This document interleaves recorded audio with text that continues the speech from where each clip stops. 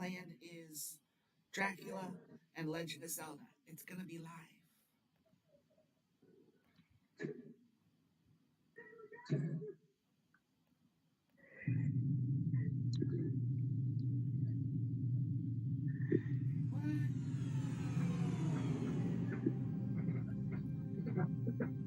A beginning is a very delicate time. Know then that it is the year 10,191. The known universe is ruled by the Padishah Emperor Shaddam IV, my father. In this time, the most precious substance in the universe is the spice melange. The spice extends life. The spice expands consciousness. The spice is vital to space travel. The Spacing Guild and its navigators, who the spice has mutated over 4,000 years, use the orange spice gas, which gives them the ability to fold space. That is, travel to any part of the universe without moving. Oh yes, I forgot to tell you. The spice exists on only one planet in the entire universe. A desolate, dry planet with vast deserts. Hidden away within the rocks of these deserts are a people known as the Fremen, who have long held a prophecy that a man would come, a Messiah, who would lead them to true freedom. The planet is Arrakis, also known as June. In a world where chaos reigns and connections seem fleeting, one visionary endeavor seeks to bring us all together, when theater live after dark. Harnessing the transformative power of artificial intelligence, the timeless charm of radio theater. The wisdom of books, and the excitement of video games. When Theater Live After Dark illuminates the path to enlightenment and fosters a sense of unity among its audience. Through this unique fusion of storytelling and interactive experiences, we aim to nurture personal growth, improve learning, and inspire a peaceful existence. Guided by your obedient servant, Sebastian St. Serapian Smalls, we embark on a journey of self-discovery. But where do we begin? Begin by simply listening, slow down, see just how peaceful today can be. Together, we shall create a harmonious community, bound by shared passions and a desire to elevate the human experience. Sebastian St. Serapian Smalls will be there, to the end of the line, my Valentine, guiding you on this journey towards a more serene and enlightened tomorrow. Catch you guys on the flip side.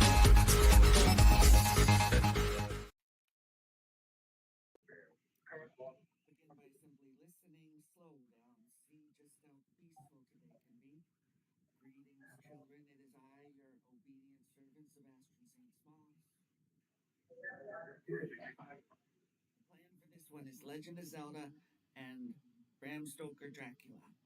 Thanks so much for swinging by. Catch you guys on the flip side. Wish us luck.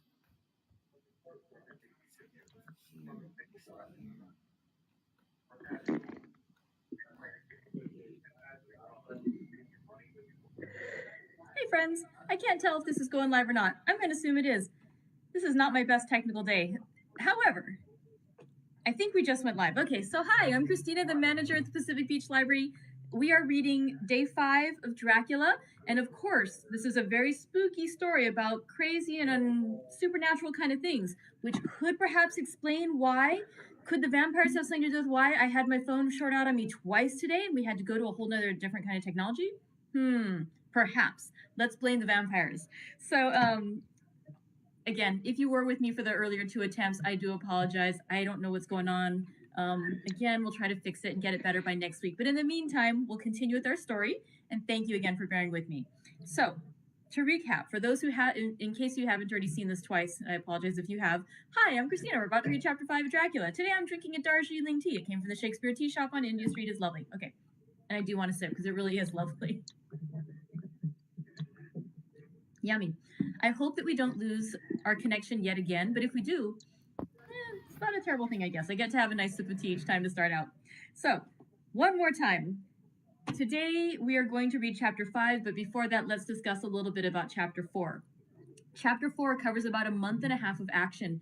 It is Jonathan Harker's journal entries written in shorthand, which doesn't sound like a new thing to us because shorthand is not a very commonly used type of script nowadays, but at the time that this book was published in 1897, shorthand was a relatively new invention.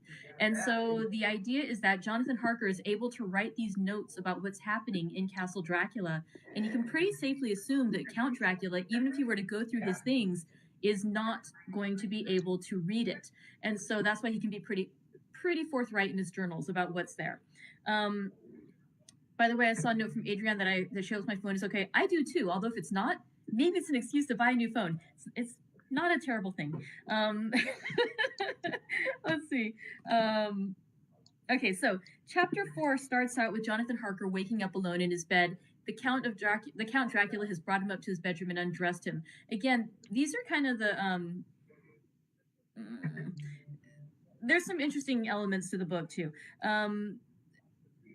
It is interesting. I was actually just doing a video about this book for Banned Book Week, and because next week is the week where libraries celebrate everyone's freedom to read and make their own decisions about what books are good books, what books are not books that they agree with, or that they find to be of literary merit, or they can form their own opinions, their learned opinions based on being able to have the opportunity to read something for themselves and make up their own minds. And so Dracula is really interesting. Even though Dracula was published in 1897, there was actually a challenge made against the book in 1994. So 97 years after publication, the book was taken off of a reading list for schools in Texas. And part of it was because some of this sort of sexual imagery. And I think that in chapter 3 is where we get some of that, especially too, with those women who are with Jonathan Harker. And then again here too, where the Count is undressing him. So it doesn't say that anything too untoward is happening, other than blood sucking perhaps. But there's that perhaps could be some of the controversy around Dracula. Which again, I kind of think pales next to the whole blood-sucking thing. But, to each their own, everyone makes their own decisions about books. And that is the freedom to read. Let's see. So in this chapter, chapter 4, he starts out and he acknowledges at the end of the first journal entry that even though he's been afraid to be in the room where he is staying at Castle Dracula, he now feels it to be so much safer and indeed a sanctuary compared to where he was with the 3 mysterious women who he describes as waiting to suck my blood. So he now is convinced that these women, who again he might have at first viewed in a sexual light, are now a menace to his safety. As the chapter goes on, there's some bits about how the Count had Jonathan Harker write some letters that were post-dated. We later see that the Count leaves Castle Dracula dressed up in the clothing that Jonathan Harker originally wore when he arrived, and that he delivers the letters in that clothing. And the idea that Jonathan Harker has is that the Count is trying to make it look that Jonathan Harker is still out and about, that he is himself delivering his own letters. And then also, if Count Dracula is abducting more children or killing people or whatever it was that, whatever evil he is doing in the towns, by wearing the clothing of Jonathan Harker, he might be passing suspicion onto Jonathan instead of onto himself. And so that is happening in the chapter. Also, too, there's a bit in there where some workmen deliver boxes, some crates to the castle, and it doesn't directly say what it is they're doing. They seem to be doing something with dirt. They're shoveling things. Then later on, there are some This strange gloom keeps getting thicker. Secondly, I think they were called. The gypsies. They come by, and Jonathan Harker tries to bribe them to take one of his letters, but they actually end up turning the letters back. We've been descending for a while now. That Jonathan Harker These tunnels are deeper than I thought. What could be down here? Yeah, sorry, there were 50 boxes. Oh, sorry. Eventually, Jonathan Harker decides he cannot stand being a prisoner in this way anymore, and he decides to investigate. Because so many of the doors in the castle are locked, he decides the best way to investigate to get into the Count's room, because in the daylight, the Count never comes out, so he assumes he's in his room resting. Jonathan Harker decides that he, too, will climb like a lizard along the outside walls of the castle. So he climbs outside from his room, up to the room of Count Dracula, and he goes inside. He goes down some steps, and eventually he finds, the 50 boxes filled with dirt, filled with sand or dirt. And in one of them, there is the Count Dracula is lying, and he seems to be People not have been dead, falling but ill not quite fully after alive. coming It's into in a weird contact with state. the gloom drifting through these caverns. Eventually, Though the chapter, here it Count seems Dracula almost says he will be misty leaving and not soon, concentrated and enough to he will harm arrange us. for passage for Jonathan Harker on the following day. We'll But keep Jonathan going. Harker is concerned that it's not Coming true up because from when he beneath Hyrule listens outside of Castle. the door, he thinks he hears Count Dracula telling the women that tonight is mine. We do not know tomorrow what night waits is below, yours, and so we basically need to be thinking ready that for they can anything. have Jonathan Harker But after the Count leaves. I know I'll be okay And with so you, Jonathan Harker, Link. when he wakes up on the morning of the 30th, Let's go he's solve this petrified. mystery. He's convinced that this is his last day. And what he does is he gets back. He tries to.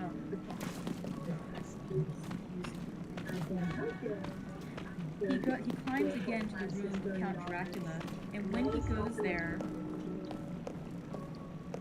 he tries to kill him, but then the Count seems to somehow stop him, to compel him not to, and he is frightened and he runs away. When he runs away, the door locks behind, and he is unable to get back down to the Count. Then the workmen come, they take away the boxes, including the one that contained Count Dracula, and he is locked, and he's left alone.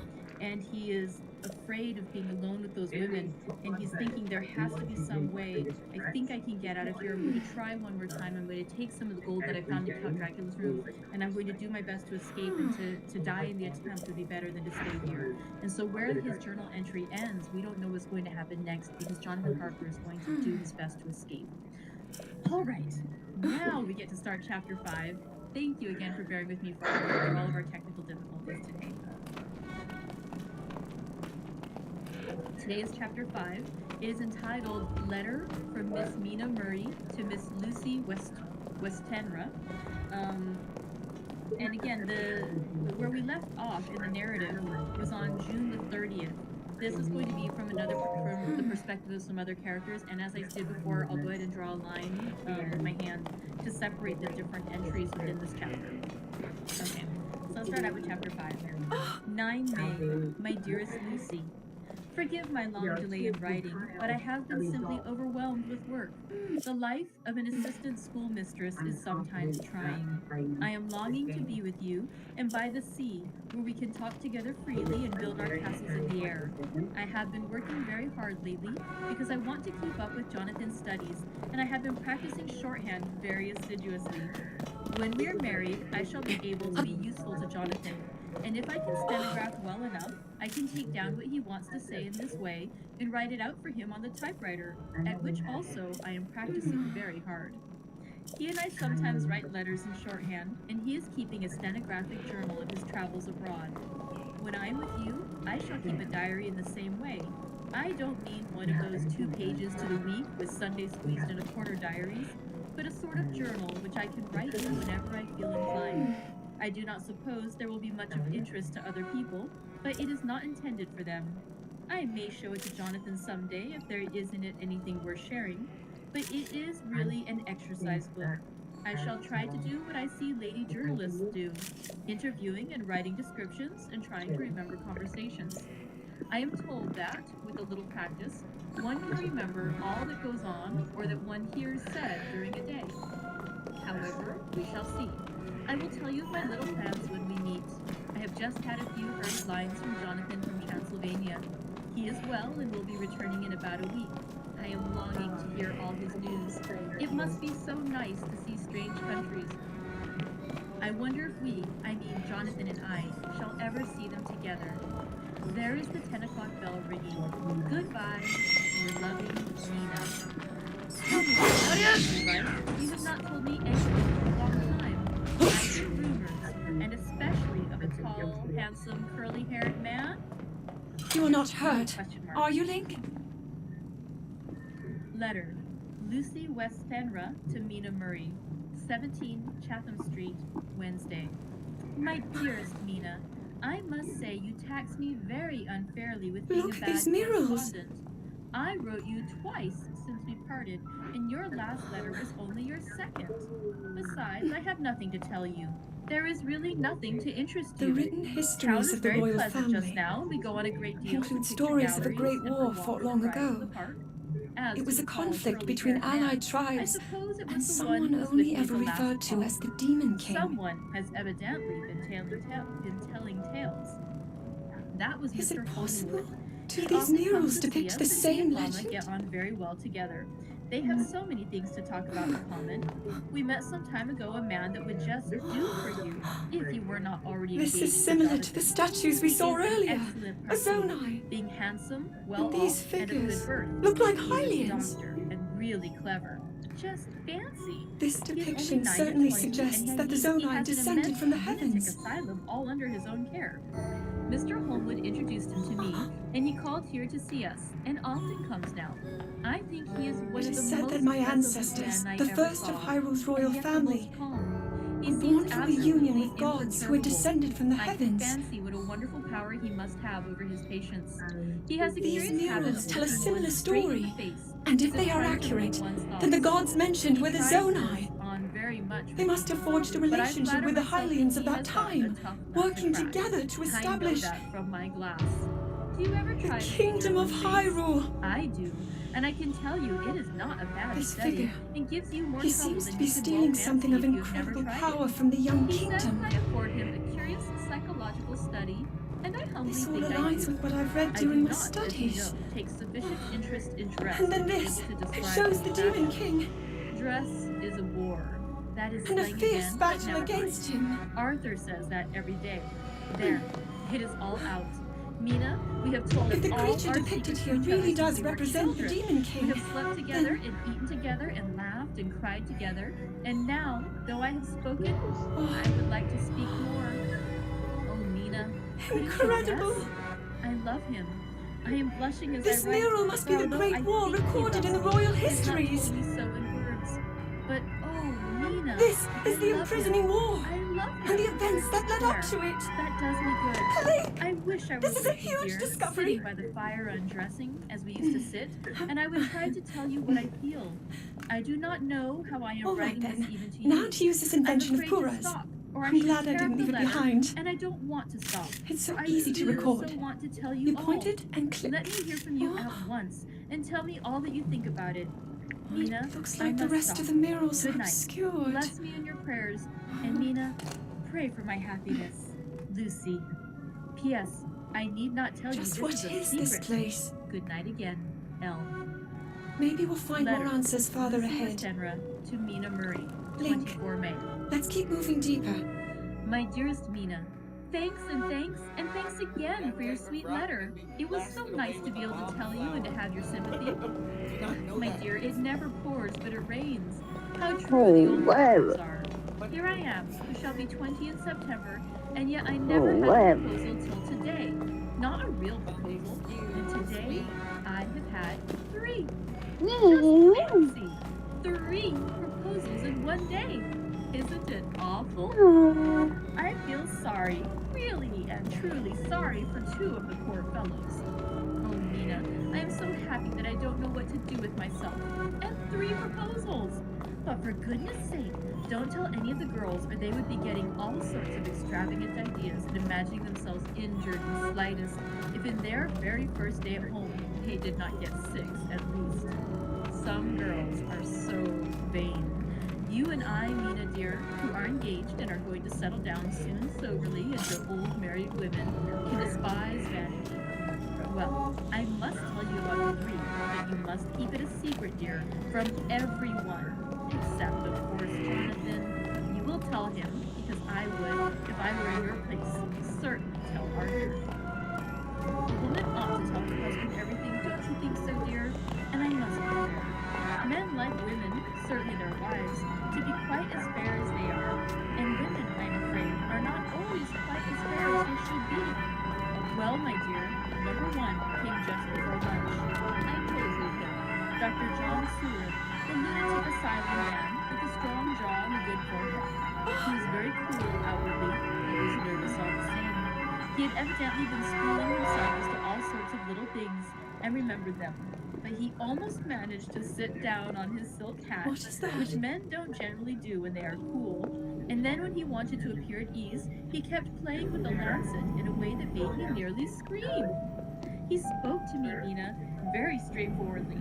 He told me how dear I was to him, though he had known me so little, and what his life would be with me to help and cheer him.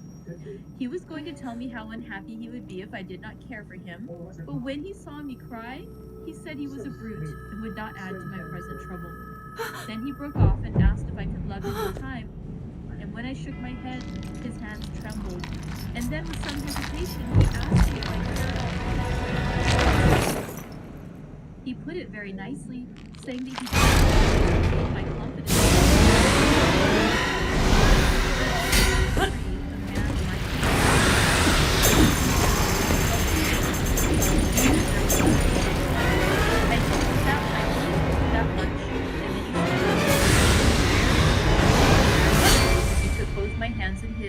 And said he hoped I would be happy, and that if I ever wanted a friend, I must count him one of my best. Oh, Mina dear, I can't help crying, and you must excuse this letter being shatters so blood. easily against my power cannot save you from me.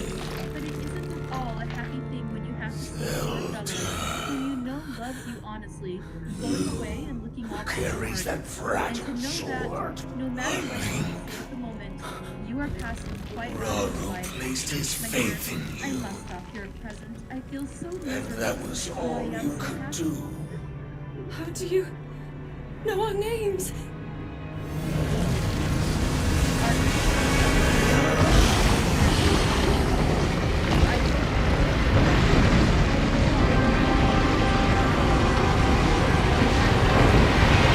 Texas, and he looks so young and fresh that it seems almost impossible. He has been to so many places, as that and has had such adventures. I sympathize with poor Desdemona. She has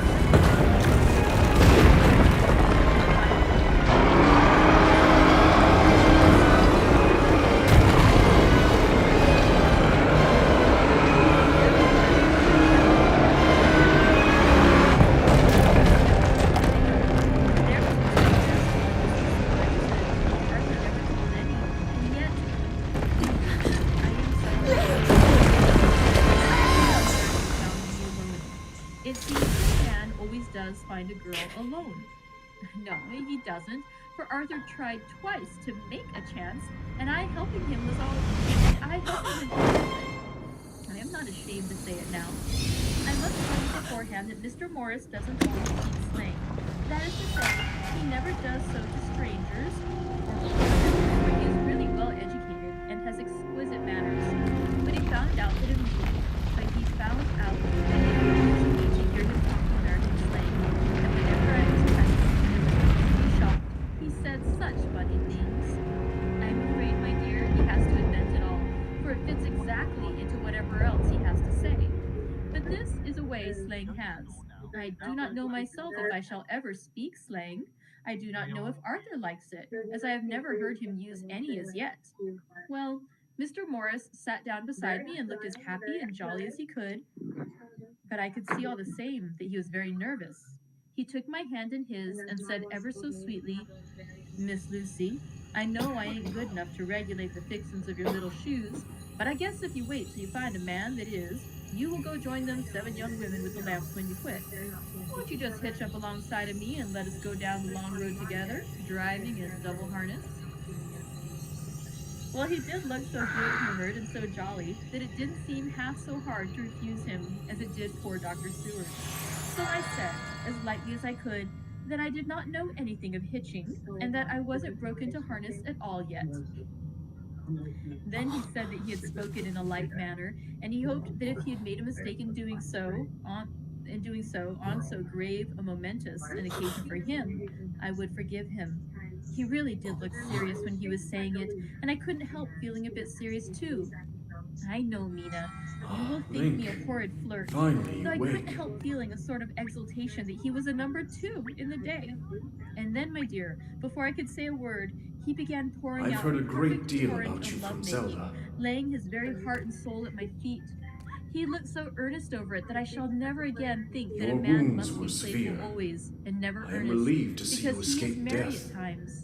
I suppose he saw something in my face which checked him, Your arm, for he however, suddenly was stopped, beyond and saving. said with the sort of I had to manly replace fervor it, that I lest could the have loved injury him endanger for you if I further. had been free. "Lucy, you are an honest-hearted girl, I know.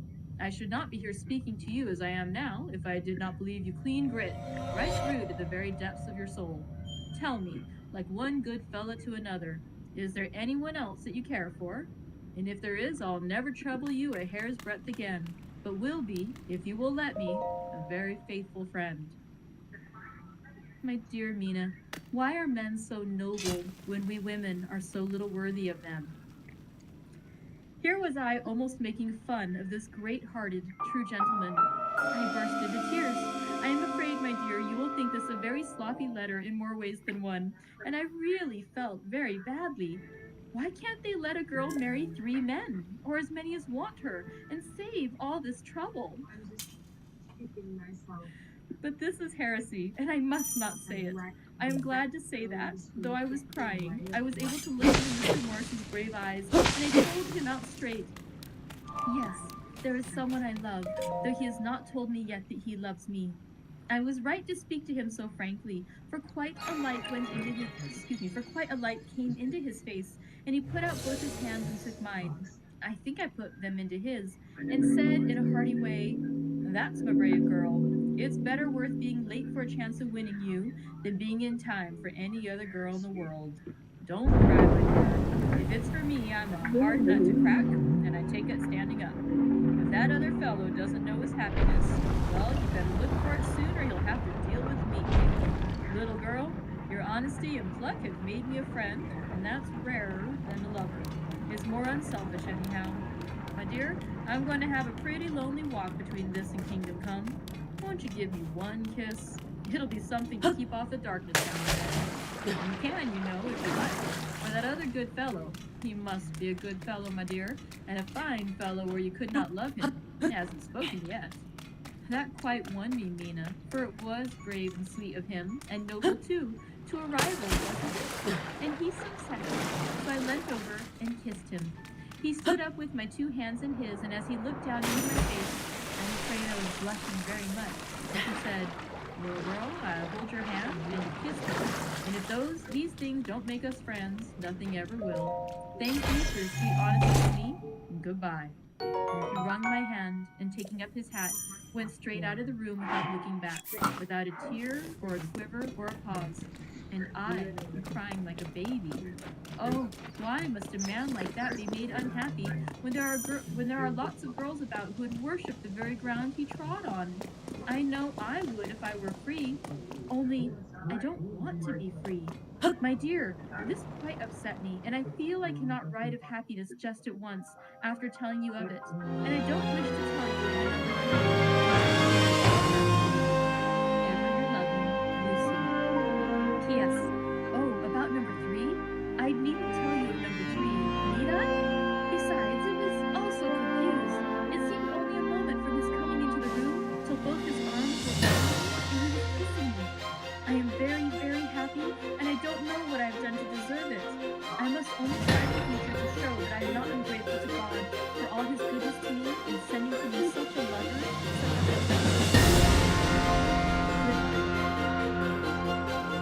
Dr. Stewart's diary.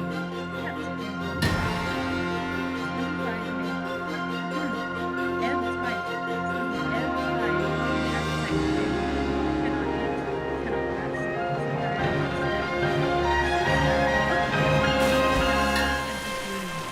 Nothing in the world seems of sufficient importance to be worth the doing. As I knew that the only cure for this sort of thing was work, I went amongst the patients. I picked out one who's afforded me a study of much interest. He is so quaint that I am determined to understand him as well as I can. Today I seem to get nearer than ever before to the heart of his mystery. I questioned him more fully than I have ever done, with a view to making myself master of the facts of his hallucination. In my manner of doing it there was, I now see, something of fear. I seemed to wish to keep him to the point of madness, a thing which I avoid with the patients as I would the mouth of hell. Memo. Under what circumstances would I not avoid the pit of hell? Omnia Romae Venalia sunt. Hell has its price. Verb, sap. If there be anything behind this instinct, it will be valuable to trace it afterwards accurately, so I had better commence to do so. Therefore, R. M. Renfield, Etat 59, sanguine temperament, great physical strength, morbidly excited, ending in some fixed idea which I cannot make out. I presume that the sanguine temperament influence and accomplished finish. A possibly dangerous man, possibly dangerous if unselfish. In selfish men, caution is as secure an armor for their foes as for themselves. What I think of on this point is, when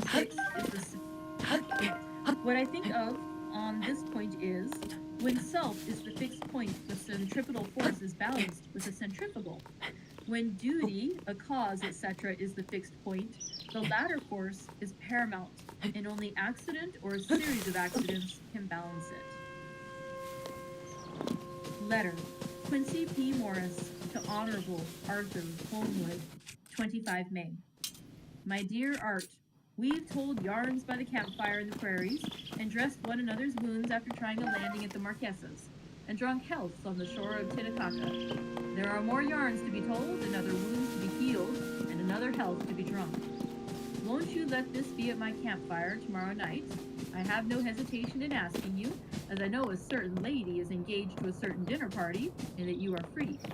There will only be one other, our old pal at the Korea, Jack Stewart. He is coming too, and we both want to mingle our weeps over the wine cup, and to drink a health with all our hearts to the happiest man in all the wide world, who has won the noblest heart that God has made, and best worth winning. We promise you a hearty welcome, and a loving greeting, and a health as true as your own right hand. We shall both swear to leave you at home if you drink too deep to a certain pair of eyes. Come. Yours as ever and always, Quincy P. Morris. Telegram from Arthur Holmwood to Quincy P. Morris. 26 May. Count me in every time. I bear messages which will make both your ears tingle. Art. And that concludes chapter 5, our first week. So we're learning a bit about Mina, the fiancée of Jonathan Harker, and her good friend Lucy. And apparently the three men that all proposed to Lucy in the same day all know each other and are about to go out for drinks. So we'll see what happens in the next chapter. Thank you for joining me for this first week of our read-along together of Dracula by Bram Stoker, and we'll see you next time. Thank you very much. Bye.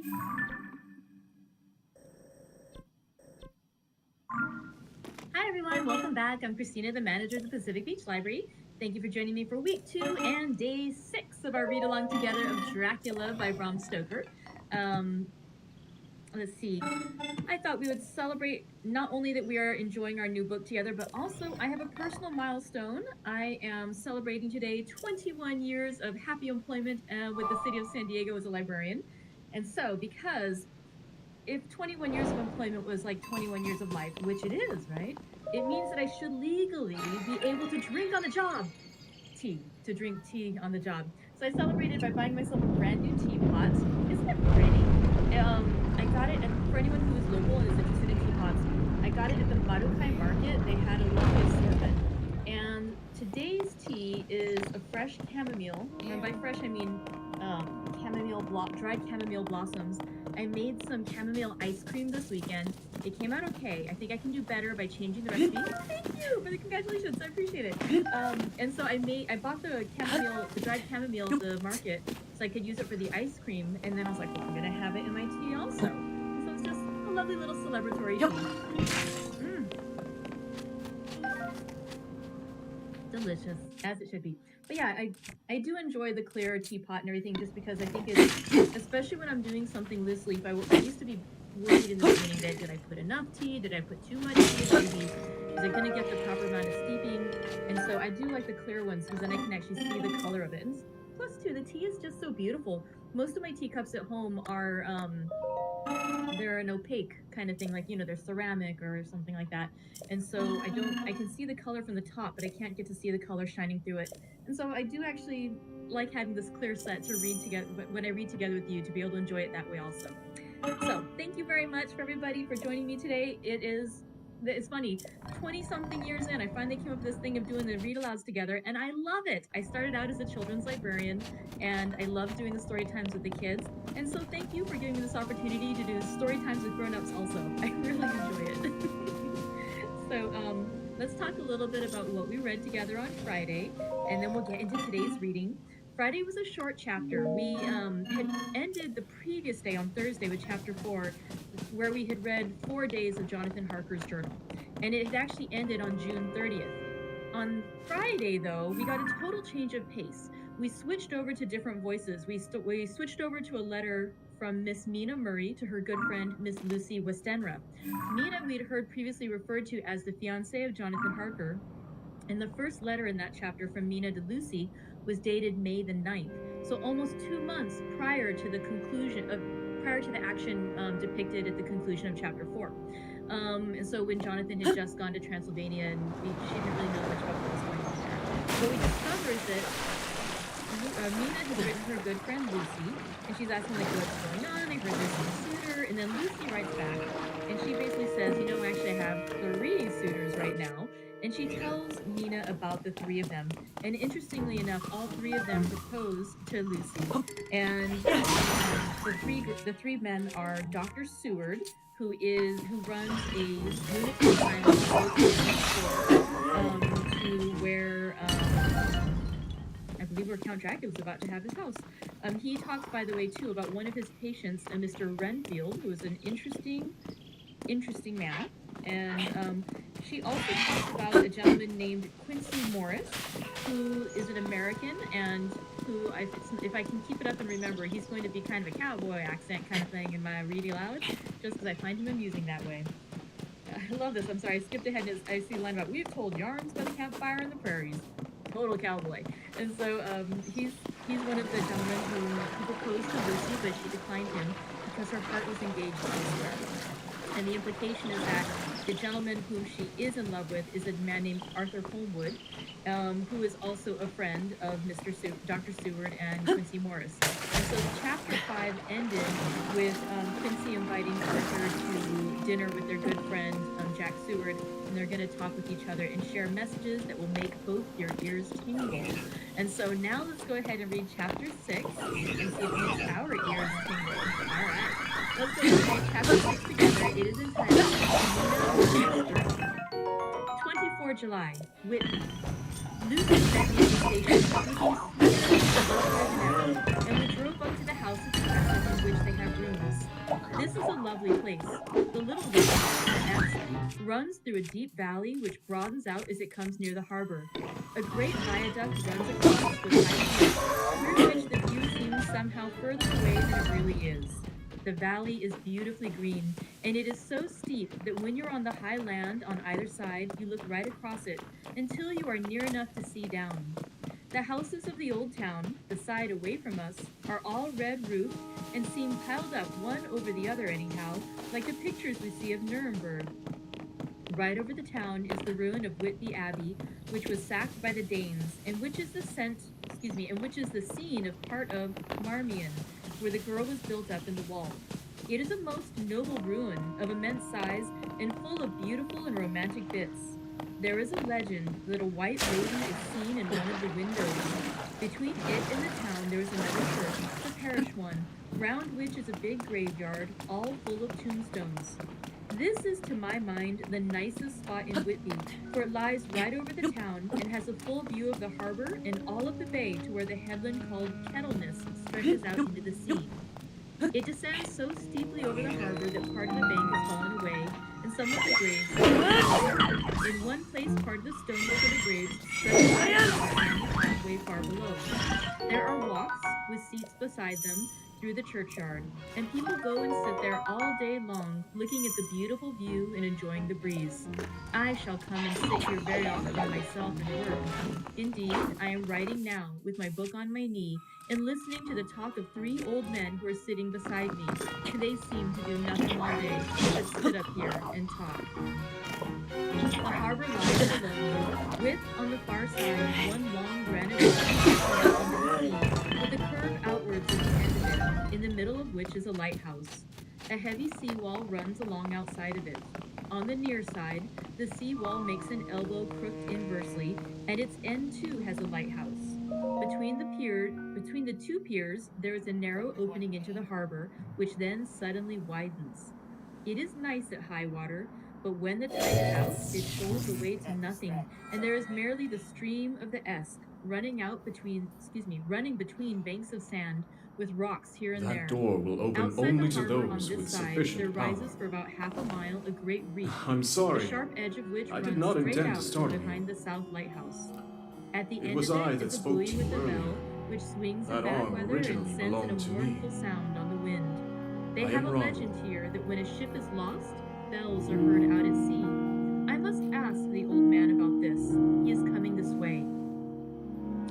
He is a funny old Forgive man. me for He appearing must to be you in this awfully manner. old, for his face is all gnarled and Unfortunately, twisted like the bark I of no a tree. longer have a physical He tells form. me that he is nearly 100, and that he was a sailor in the Greenland fishing fleet when Waterloo In any was lost. case, that arm He should is, allow I am you to afraid, open this a door. very skeptical person. It seems to But have when I lost the asked him power to about do the bells so. at sea and the white lady at the abbey, he said very brusquely, You might "I be able won't to fash restore mysel it, about them, miss. but you would need Them to enter a things be place all filled worn with out. sacred light. Mind, I don't say that they never was, but I Of do course. say that they wasn't in my Why not time. visit the shrines on They this be all island? very well for comers and trippers and the like, but not for a nice young lady like you. Them feet folks from York and Leeds that be always eating cured herrings and drinking The tea shrines. and looking out to Yes, buy I'm cheap sure jet they are the would key. creed aught. I wonder mysel who'd be bothering telling lies to them, even the newspapers, which is full of fool talk. I thought he would be a good person to learn interesting things from, so I asked him if he would mind telling me something about the whale fishing in the old days.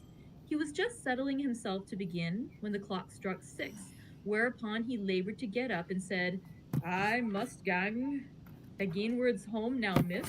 My granddaughter won't like to be kept waiting when the tea is ready, for it takes me time to crammel abound the grease, for there be a many of 'em. And miss, I lack belly timber, sarely by the clock." He hobbled away, and I could see him hurrying as well as he could down the steps. The steps are a great feature on the place. They lead from the town to the church. There are hundreds of them, I do not know how many, and they wind up in a delicate curve. The slope is so gentle that a horse could easily walk up and down them. I think they must originally have had something to do with the abbey. I shall go home too. Lucy went out, visiting with her mother, and as they were only duty calls, I did not go. They will be home by this. 1st August. I came up here an hour ago with Lucy, and we had a most interesting talk with my old friend and the 2 others who always come and join him. He is evidently the Sir Oracle of them, and I should think must have been in his time a most dictatorial person. He will not admit anything and down faces everybody. If he can't out argue them, he bullies them and then takes their silence for agreement with his views. Lucy was looking sweetly pretty in her white lawn frock. She has got a beautiful color since she has been here. I noticed that the old men did not lose any time in coming up and sitting near her when we sat down. She is so sweet with old people. I think they all fell in love with her on the spot. Even my old man succumbed and did not contradict her, but gave me double share instead. I got him on the subject of the legends, and he went off at once into a sort of sermon. I must try to remember it and put it all down. It be all fool talk, lock, stock, and barrel. That's what it be, and nowt else.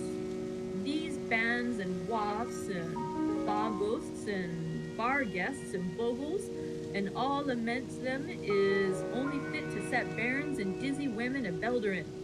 They be nowt but airblebs. They and all grins and sights and warnings be all invented by parsons and ilsome book bodies, and railway touters to skeer and scunner halflins, and to get folks to do something that they don't other inclined to do. It makes me ireful to think of them. Why, it's them that, not content with printing lies on paper and preaching them out of pulpits, does want to be cutting them on the tombstones. Look here all around you and what e'er you will. All them steams holding up their heads as well they can out of their pride as a cat, simply tumbling down with the weight of the lies wrote on 'em. Here lies the body, or sacred to the memory wrote on all of 'em. And yet in nigh half of them there bain't no bodies at all, and the memories of them bain't cared a pinch of snuff about, much less sacred. Lies, all of them. Nothing but lies of one kind or another. My God, but it'll be a quare wonderment of the day of judgment when they come tumbling up in their death sarks, all drooped together and trying to drag their tombstones with them to prove how good they was. Some of them trembling and dithering with their hands that doesn't and slipping from lying in the sea that they can't even keep their grip of them. I could see from the old fellow's self-satisfied air and the way in which he looked round for the approval of his cronies that he was showing off. So I put in a word to keep him going.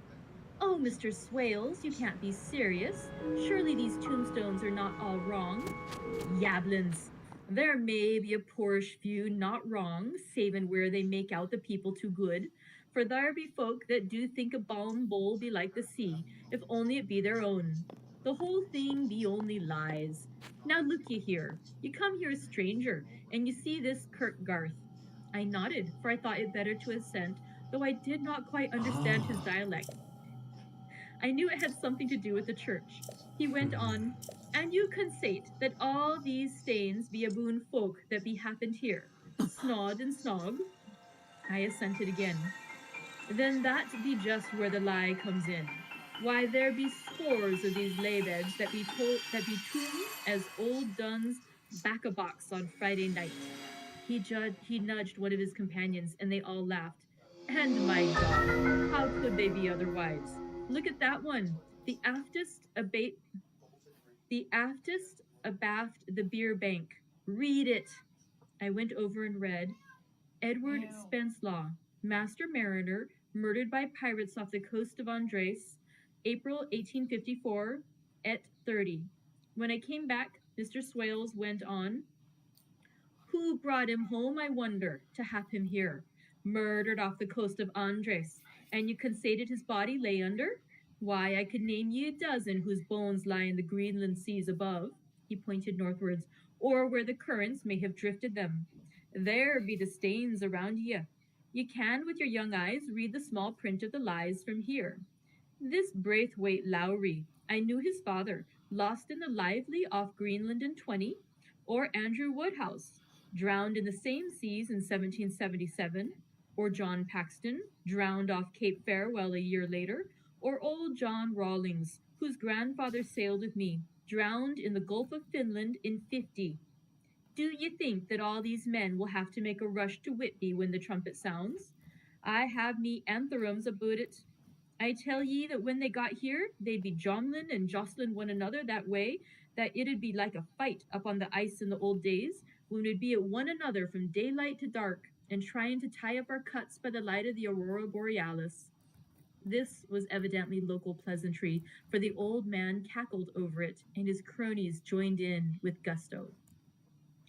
But, I said, surely you are not quite correct, for you start on the assumption that all these poor people, or their spirits, will have to take their tombstones with them on the day of judgment. Do you think that will be really necessary? Well, what else be they tombstones for? Answer me that, miss.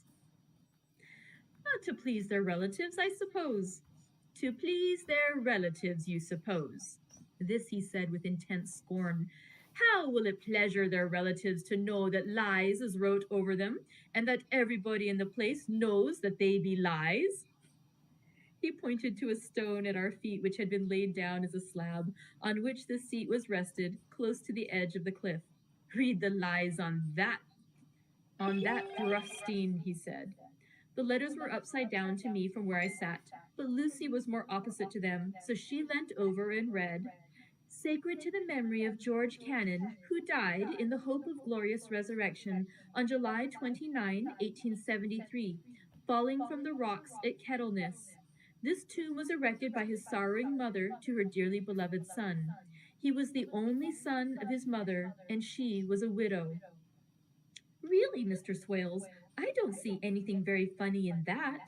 She spoke her comment very gravely and somewhat severely. You don't see out funny? Ha! Ha! But that's because you don't gom the sorrowing mother was a hellcat that hated him because he was accrued. A regular demiter he was, and he hated her so that he committed suicide in order that she mightn't get an insurance she put on his life. He blew nigh the top of his head off with an old musket that they had for scaring the crows with. 'Twarn't for crows then, for it brought the clegs and the doubts to him. That's the way he fell off the rocks. And as to hopes of a glorious resurrection, I've often heard him say myself that he hoped he'd go to hell, for his mother was so pious that she'd be sure to go to heaven, and he didn't want to addle where she was. Now isn't that staying at any rate? He hammered it with his stick as he spoke. A pack of lies. And won't it make Gabriel keckle when Geordie comes panting up the grease with the tombstone balanced in his hump and asked to be took as evidence? I did not know what to say, but Lucy turned the conversation as she said, rising up, Oh, why did you tell us of this? It is my favorite seat, and I cannot leave it, and now I find I must go on sitting over the grave of a suicide? That won't harm you, my pretty, and it may make poor Georgie gladsome to have so trim a lamb sitting on his lap. That won't hurt. Why, I've sat here off and on for nigh 20 years past, and it hasn't done me no harm. Don't ye fash about them as lies under ye, or that doesn't lie there either. It'll be time for ye to be getting start when you see the tombstones all run away with, and the place is bare as a stubble field. Ah, there's the clock, and I must gang. My service to ye, ladies. And off he hobbled. Lucy and I sat a while, and it was all so beautiful before us that we took hands as we sat, and she told us all over again about Arthur and their coming marriage. That made me just a little heartsick, for I haven't heard from Jonathan for a whole month. The same day. I came up here alone, for I am very sad. There was no letter for me. I hope there cannot be anything the matter with Jonathan. The clock is just struck 9. I see the lights scattered all over the town, sometimes in rows where the streets are, and sometimes singly. They run right up here and die away in the curve of the valley. To my left, the view is cut off by a black line of ruins of the old house next to it. The sheep and lambs are bleating in the fields away behind me, and there was a clatter of donkey hooves up the paved road below. The band on the pier is playing a harsh waltz in good time, and further along the way there is a Salvation Army meeting in a back street. Neither of the bands hear the other, but up here, I hear and see them both. I wonder where Jonathan is, and if he is thinking of me. I wish he were here. Dr. Seward's diary. 5 minutes. The case of Renfield grows more interesting the more I get to understand the man. He has certain qualities very largely developed. Selfishness, secrecy, and purpose. I wish I could get at what is the object of the latter. He seems to have some settled scheme of his own, but what it is I do not know. His redeeming quality is a love of animals, though indeed he has such curious turns in it that I sometimes imagine he is only abnormally cruel. His pets are of odd sorts. Just now, his hobby is catching flies. He has at present such a quantity that I have had myself to expostulate. To my astonishment, he did not break out into a fury as I expected, but took the matter in simple seriousness. He thought for a moment and then said, "May I have 3 days? I shall clear them away." Of course, I said that would do. I must watch him. 18 June. He has turned his mind now to spiders and has got several very big fellows in a box. He keeps feeding them with his flies, and the number of the latter is becoming sensibly diminished, although he has used half his food in attracting more flies from outside to his room. 1 July. His spiders are now becoming as great a nuisance as his flies, and today I told him that he must get rid of them. He looked very sad at this, so I said that he must clear out some of them, at all events. He cheerfully acquiesced to this, and I gave him the same time as before for reduction. He disgusted me much while with him, for when a horrid blowfly, loaded with some carrion food, buzzed into the room, he caught it, held it exultantly for a few moments between his finger and thumb, and before I knew what he was going to do, put it in his mouth and ate it.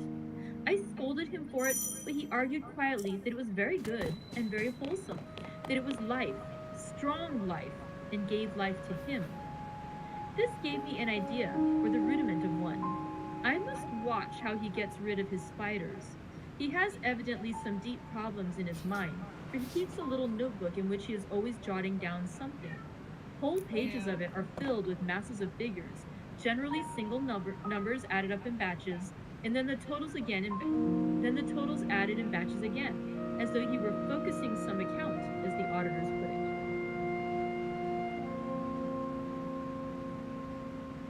it. 8 July. There is a method in his madness, and the rudimentary idea in my mind is growing. It will be a whole idea soon, and then, oh, unconscious celebration. You will have to give the wall to your conscious brother. I kept away from my friend for a few days so that I might notice if there were any change. Things remain as they were, except that he has parted with some of his pets and got a new one. He has managed to get a sparrow and has already partially tamed it. His means of taming is simple, for already the spiders have diminished. Those that do remain, however, are well fed, for he still brings in the flies by tempting them with his food. 19 July. We are progressing. My friend has now a whole colony of sparrows, and his flies and spiders are almost obliterated. When I came in, he ran to me and said he wanted to ask me a great favor, a very, very great favor. And as he spoke, he flung out and lost. I asked him what it was, and he said, with a sort of rapture in his voice and bearing, "A kitten, a nice little, sleek, playful kitten that I can play with and teach and feed and feed and feed." I was not unprepared for this request, for I had noticed how his pets went on increasing in size and capacity.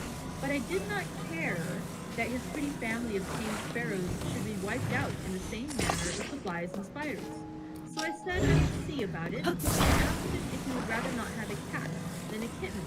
His eagerness betrayed him as he answered, "Oh yes, I would like a cat. I only asked for a kitten lest you should refuse me a cat. No one would refuse me a kitten, would they?" I shook my head and said that at present I feared it would not be possible, but that I would see about it. His face fell, and I could see a warning of danger in it, for there was a sudden, fierce, sidelong look which meant killing. The man is an undeveloped, homicidal maniac. I shall test him with his present craving and see how it will work out. Then I shall know more. 10 p.m. I have visited him again and found him sitting in a corner, brooding. When I came in, he threw himself on his knees before me and implored me to let him have a cat, that his salvation depended upon it. I was firm, however, and told him that he could not have it, whereupon he went without a word and sat down, gnawing his fingers in the corner where I had found him. I shall see him in the morning, early. 20 July. Visited Renfield very early, before the attendant went his rounds. Found him up and humming a tune. He was spreading out his sugar, which he had saved, in the window, and was manifestly beginning his fly catching again, and beginning it cheerfully and with a good grace. I looked around for his birds, and not seeing them, asked him where they were. He replied, without turning around, that they had all flown away. There were a few feathers about the room, and on his pillow a drop of blood. I said nothing, but went and told the keeper to report to me if there were anything odd about him during the day. 11 a.m. The attendant has just been to me to say that Renfield has been very sick and has disgorged a whole lot of feathers. My belief is, doctor, he said, that he has eaten his birds and that he just took and ate them raw. 11 p.m. I gave Renfield a strong opiate tonight, enough to make even him sleep, and took away his pocketbook to look at it. The thought that has been buzzing around my brain lately is complete, and the theory proved. My homicidal maniac is of a peculiar kind. I shall have to invent a new classification for him and call him a zoophagous, life-eating maniac. What he desires is to absorb as many lives as he can, and he has laid himself out to achieve it in a cumulative way. He gave many flies to one spider and many spiders to one bird, and then wanted a cat to eat the many birds. What would have been his later steps? It would almost be worthwhile to complete the experiment. It might be done if there were only a sufficient cause. Men sneered at vivisection, and yet look at its results today. Why not advance science in its most difficult and vital aspect, the knowledge of the brain? Had I even the secret of one such mind? Did I hold the key to the fancy of even one lunatic? I might advance my own branch of science to a pitch compared with which Burdock Sanderson's physiology or Ferrier's brain knowledge would be as nothing. If only there were a sufficient cause. I must not think too much of this, or I may be tempted. A good cause might turn the scale with me, for may not I too be of an exceptional brain, congenitally? How well the man reasoned. Lunatics always do within their own scope. I wonder at how many lives he values a man, or if it only one. He has closed the account most accurately, and today begun a new record. How many of us begin a new record with each day of our lives? To me it seems only yesterday that my whole life ended with my new hope, and that truly I began a new record.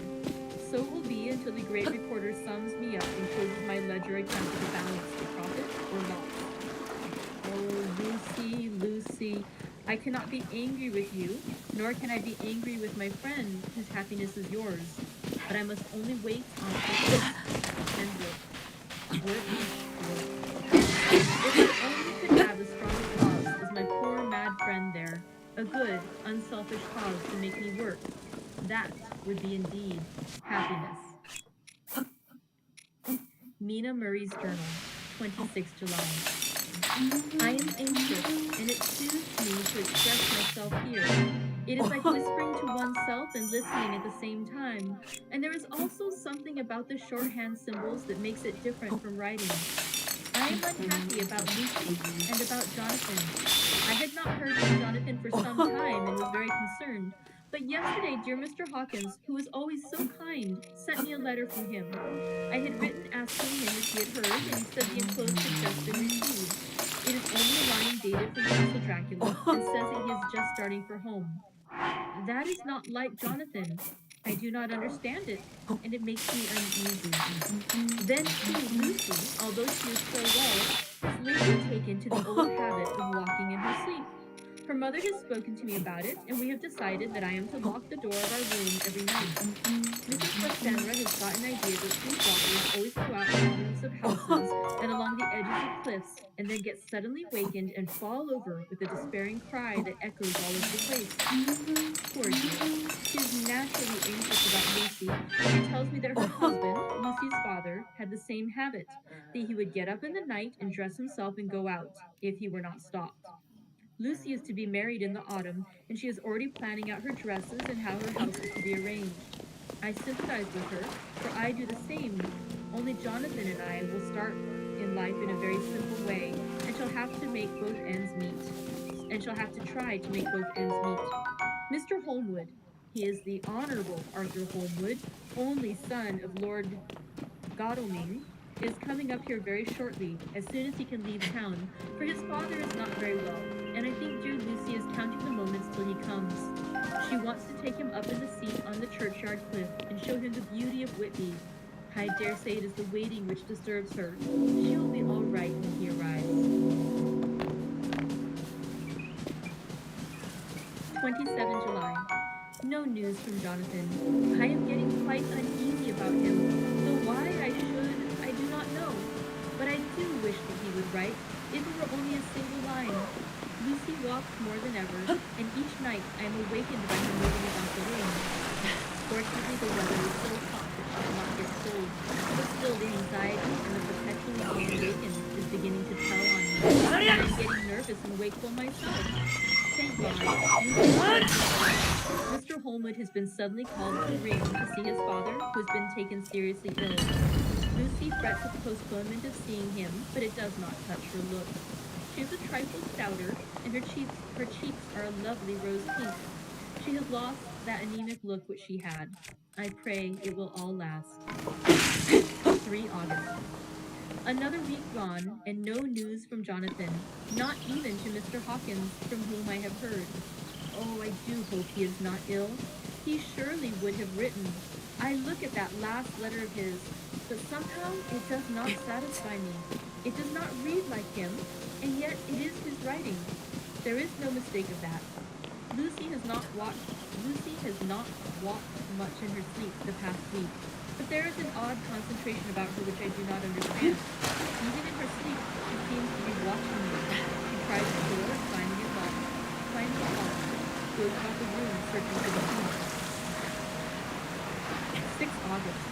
Another 3 days, no news. This suspense is getting dreadful. If I only knew where to write to, or where to go to, I should feel easier. But no one has heard a word of Jonathan since that last letter. I must only pray to God for patience. Lucy is more excitable than ever, but is otherwise well. Last night was very threatening, and the fishermen say that we are in for a storm. I must try to watch it and learn the weather signs. Today is a gray day, and the sun as I write is hidden in thick clouds, high over Kettleness. Everything is gray, except the green grass, which seems like emerald amongst it. Gray earthy rocks, gray clouds, tinged with the sunburst at the far edge hang over this gray sea, into which the sand points stretch, like gray figures. The sea is tumbling in over the shallows and the sandy flats of the moor, muffled in the sea mists drifting inland. The horizon is lost in gray all of the vastness. The clouds are piled up like giant rocks, and there is a blue in the sea that sounds like some presage of doom. Dark figures are on the beach here and there, sometimes half shrouded in the mist, and seem men-like trees walking. The fishing boats are racing for home and rise and dip in the ground. The fishing boats are racing for home and rise and dip in the ground, swell as they creep into the harbor, bending to the scuppers. Here comes old Mr. Swales. He is making straight for me, and I can see by the way he lifts his hat that he wants to talk. I have been quite touched by the change in the poor old man. He sat down beside me. He said in a very gentle way, "I want to say something to you, miss." I could see he was not at ease, so I took his poor old wrinkled hand in mine and asked him to speak slowly. So he said, leaving his hand in mine, "I'm afraid, my dearie, that I must have shocked you by all the wicked things I've been saying about the dead and such like for weeks past, but I didn't mean them, and I want you to remember that when I'm gone.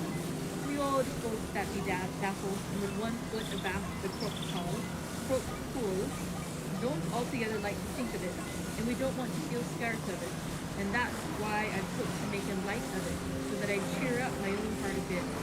But Lord love you, miss, I ain't afraid of dying, not a bit, only I don't want to die right in public. My time is nigh at hand now, for I be old, and 100 years is too much for any man to expect, and I'm so nigh it, that the little man is already wet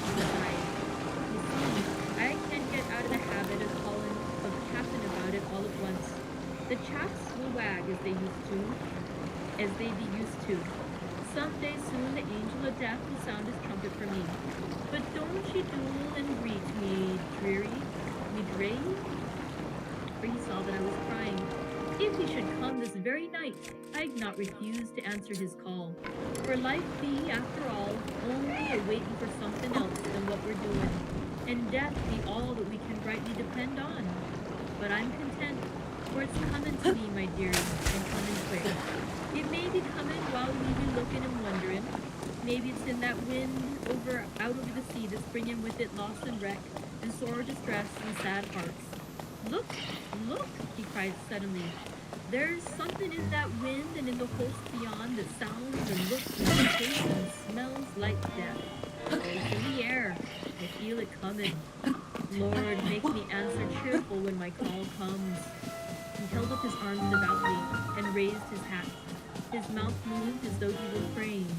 After a few minutes' silence, he got up, shook hands with me, and blessed me and said goodbye, and hobbled off. It all touched me and upset me very much. I was glad when the Coast Guard came along with his spyglass under his arm. He stopped to talk with me, as he always does, but all the time kept looking at a strange ship. I can't make her out, he said. She's a Russian by the look of her, but she's knocking about in the queerest way. She doesn't know her mind a bit. She seems to see the storm coming, but can't decide whether to run up north in the open or to put in here. Look there again. She is steered mighty strangely, for she doesn't mind the hand on the wheel. Changes about with every puff of wind. We'll hear more of her before this time tomorrow. And that concludes chapter 6 of our read-along together of Dracula. I will catch up on reading the annotated editions. That way tomorrow we can catch up a little bit on what happened today and maybe discuss a little bit of the deeper meaning of the last couple of chapters as revealed through the annotations. So thank you very much for joining me today. I hope you have a wonderful rest of your day. And that is fabulous. Thank you. Oops. Bye.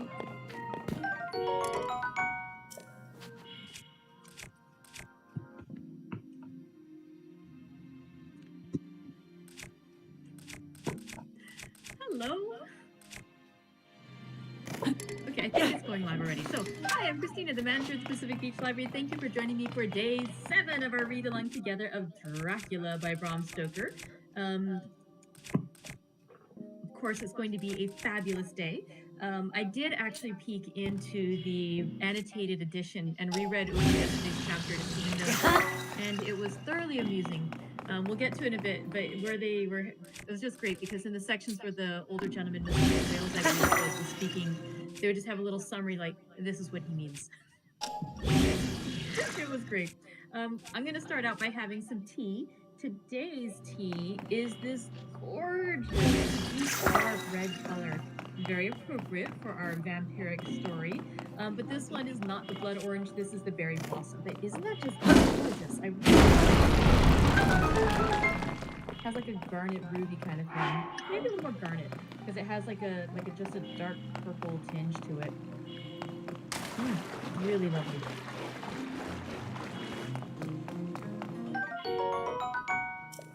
I was trying to place what's in it because this tea doesn't actually list the ingredients. And I was thinking, I think currants. Probably a little bit of blueberry in there for color, but I'm not certain. But maybe blackberries, perhaps? I don't know. It's a really good tea. I wish I knew it was in it. That would be something. If anyone knows the folks from Cafe Virtuoso, please ask them to list what's the ingredients in their tea, because that is a wonderful tea. I wish I knew it was in it. All right, so let's start by talking a little bit about yesterday's chapter. Yesterday we read chapter 6 of Dracula, and basically in chapter 6, Mina Murray, the fiancée of Jonathan Harker, traveled to Whitby, and she went to stay with her friend Lucy Wenestra, I think is her last name. And so she's with Lucy in Whitby, and they're exploring. It's a city along the coast, and they're exploring like the old graveyard, and they meet an older gentleman who's close to 100 years old, and I believe it was let me find it again. I think his name was Mr. Swales. Yes, Mr. Swales. And he's just hilarious. But because he later on explains near the end of the chapter that he's getting older, so he's trying to make light of death, which he feels to be around the corner and approaching him closer and closer due to his age. But he talks with the young ladies about how, look around this graveyard, like you see all these things written into stone on the headstones, the tombstones, and you can't believe any of it. It's like it's lies, most of it. And somehow, especially with it being a sailing town, a port city, that many of the tombstones are covering empty graves because the bodies were lost at sea. Likewise, too, he talks about like a certain young gentleman. His name was George something, George Cannon, who died after falling from the rocks, and his mother puts it a tombstone saying it was erected by his sorrowing mother to her dearly beloved son. He was the only son of his mother, and she was a widow. And it's actually, the Mr. Swales says it was not taken that seriously, because he knew that the mother and son had fought for years with each other, and to the point that the son had even said, "I hope I end up in hell because I think my mom's pretty pious and wants to get her life with her." Sorry. Eventually, he ends up, shooting himself, killing himself, and it's only after that he tumbles off the cliff. But the mother leaves that out in the head. And so Mr. Swales is enjoying being a little bit disrespectful. That's not quite the right word, but making light of the situation. And so while the young ladies are a little bit surprised and not quite aghast, but just like a little bit surprised by what he's done, he's enjoying needling them, but he's just doing it for good fun. And so what we find then too is that I was going back and forth a little bit. There's a passage from Dr. Seward, who is the doctor who had proposed to Lucy and was refused.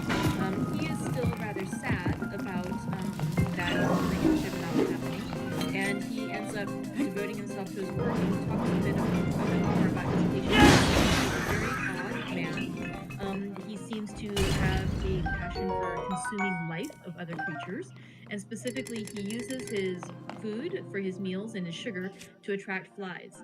He then uses the flies to feed spiders. He uses the spiders to feed birds, and ultimately he would like to feed the birds to a cat, but because he can't get a cat, he eats the birds. And he keeps a log tallying how many lives he's consumed. So within each bird, he may have consumed 50 spiders. Within 50 spiders, each of them may have consumed 50 lives. So he logs how many lives he's ingesting. And so it's an odd, strange thing that he does, but Dr. Seward is monitoring it and is rather fascinated by it. Mina Murray, by the way, in her journals, she makes out a couple extra things. One of the things she talks about is how her good friend Lucy, with whom she's staying and indeed sharing a room, Lucy has reverted back to her old habit of walking in her sleep. And so in order to protect her from going out, Mina has been trying to lock the door and everything so that Lucy can't go out into the night. Also, Mina refers several times to her concern about her fiance Jonathan Harker, whom she hasn't heard as much from as she normally would. She got a letter from him that didn't say much other than "I'm going to be at Castle Dracula a while longer," which we know that was dictated to him by Count Dracula, and but she of course doesn't realize that. She just knows that something isn't right with Jonathan, and so she's concerned about his safety. The chapter ends, as I'd mentioned, with her going back to the hillside overlooking the cliffs, overlooking the water, excuse me, and her speaking to Mr. Swales and him telling her that, I didn't mean to, sacrilegious, that might be the word I was looking for, that I didn't mean to be too blasphemous with your friend and to disturb you or she, that, I'm getting older and I'm just trying to make light of the death that I see coming. But when it comes, I will be ready and I'll go. And then he also says, too, going along with that idea that death is coming soon, he points out to the sea and he says, look, there's something in that wind and in the beyond that sounds and looks and tastes and smells like death. It's in the air. I feel it coming. And he points towards the sea, and then he leaves. Then, before she goes back, she's met by another gentleman from the Coast Guard who says that he sees a boat, a Russian boat it looks like, that's behaving oddly, and that there's something very strange about the ship, and he says we'll hear more of her before this time tomorrow. So where chapter 7 resumes, it starts out with a news clipping from the Daily Telegraph, a newspaper. And then, of course, there'll be other bits as well. All right, so let's go ahead and resume our story. We're going to continue with chapter 7, which is entitled Cutting from the Daily Graph, 8 August, pasted in Mina Murray's journal from a correspondent, Whitby. One of the greatest and suddenest storms on record has just been experienced here, with results both strange and unique. The weather has been somewhat sultry, but not to any degree uncommon in the month of August. Saturday evening was as fine as was ever known, and the great body of holidaymakers laid out yesterday for visits to Mulgrave Wood, Robin Hood Bay, Rig Mill, Runswick, Staves, and the various trips in the neighborhood of Whitby. The steamers Emma and Scarborough made trips up and down the coast, and there was an unusual amount of tripping both to and from Whitby. The day was unusually fine till the afternoon, when some of the gossips who frequent the East Cliff churchyard and from that commanding eminence watch the wide sweep of sea visible to the north and east, called attention to a sudden show of mares' tails high in the sky to the northwest. The wind was then blowing from the southwest in the mild degree, which in barometrical language is ranked number 2, light breeze. The Coast Guard on duty at once made report, and one old fisherman, who for more than half a century has kept watch on weather signs from the East Cliff, foretold in an emphatic manner the coming of the sudden storm. The approach of sunset was so very beautiful, so grand in its masses of splendidly colored clouds, that there was quite an assemblage on the walk along the cliff in the old churchyard to enjoy the beauty. Before the sun dipped below the black mass of Kettleness, standing boldly athwart the western sky, its darkward way was marked by myriad clouds of every sunset color, flame, purple, pink, green, violet, and all the tints of gold, with here and there masses not large, but of seemingly absolute blackness, in all sorts of shapes, as well outlined as colossal silhouettes. The experience was not lost on the painters, and doubtless some of the sketches of the prelude to the great storm will grace the R.A. and R.I. walls in May next. More than one captain made up his mind then and there that his cobble, or his mule, as they used to boats, would remain in the harbor during the storm. The wind died away entirely during the evening, and at midnight there was a dead calm, a sultry wind, and that prevailing intensity which, on the approach of thunder, affects persons of a sensitive nature.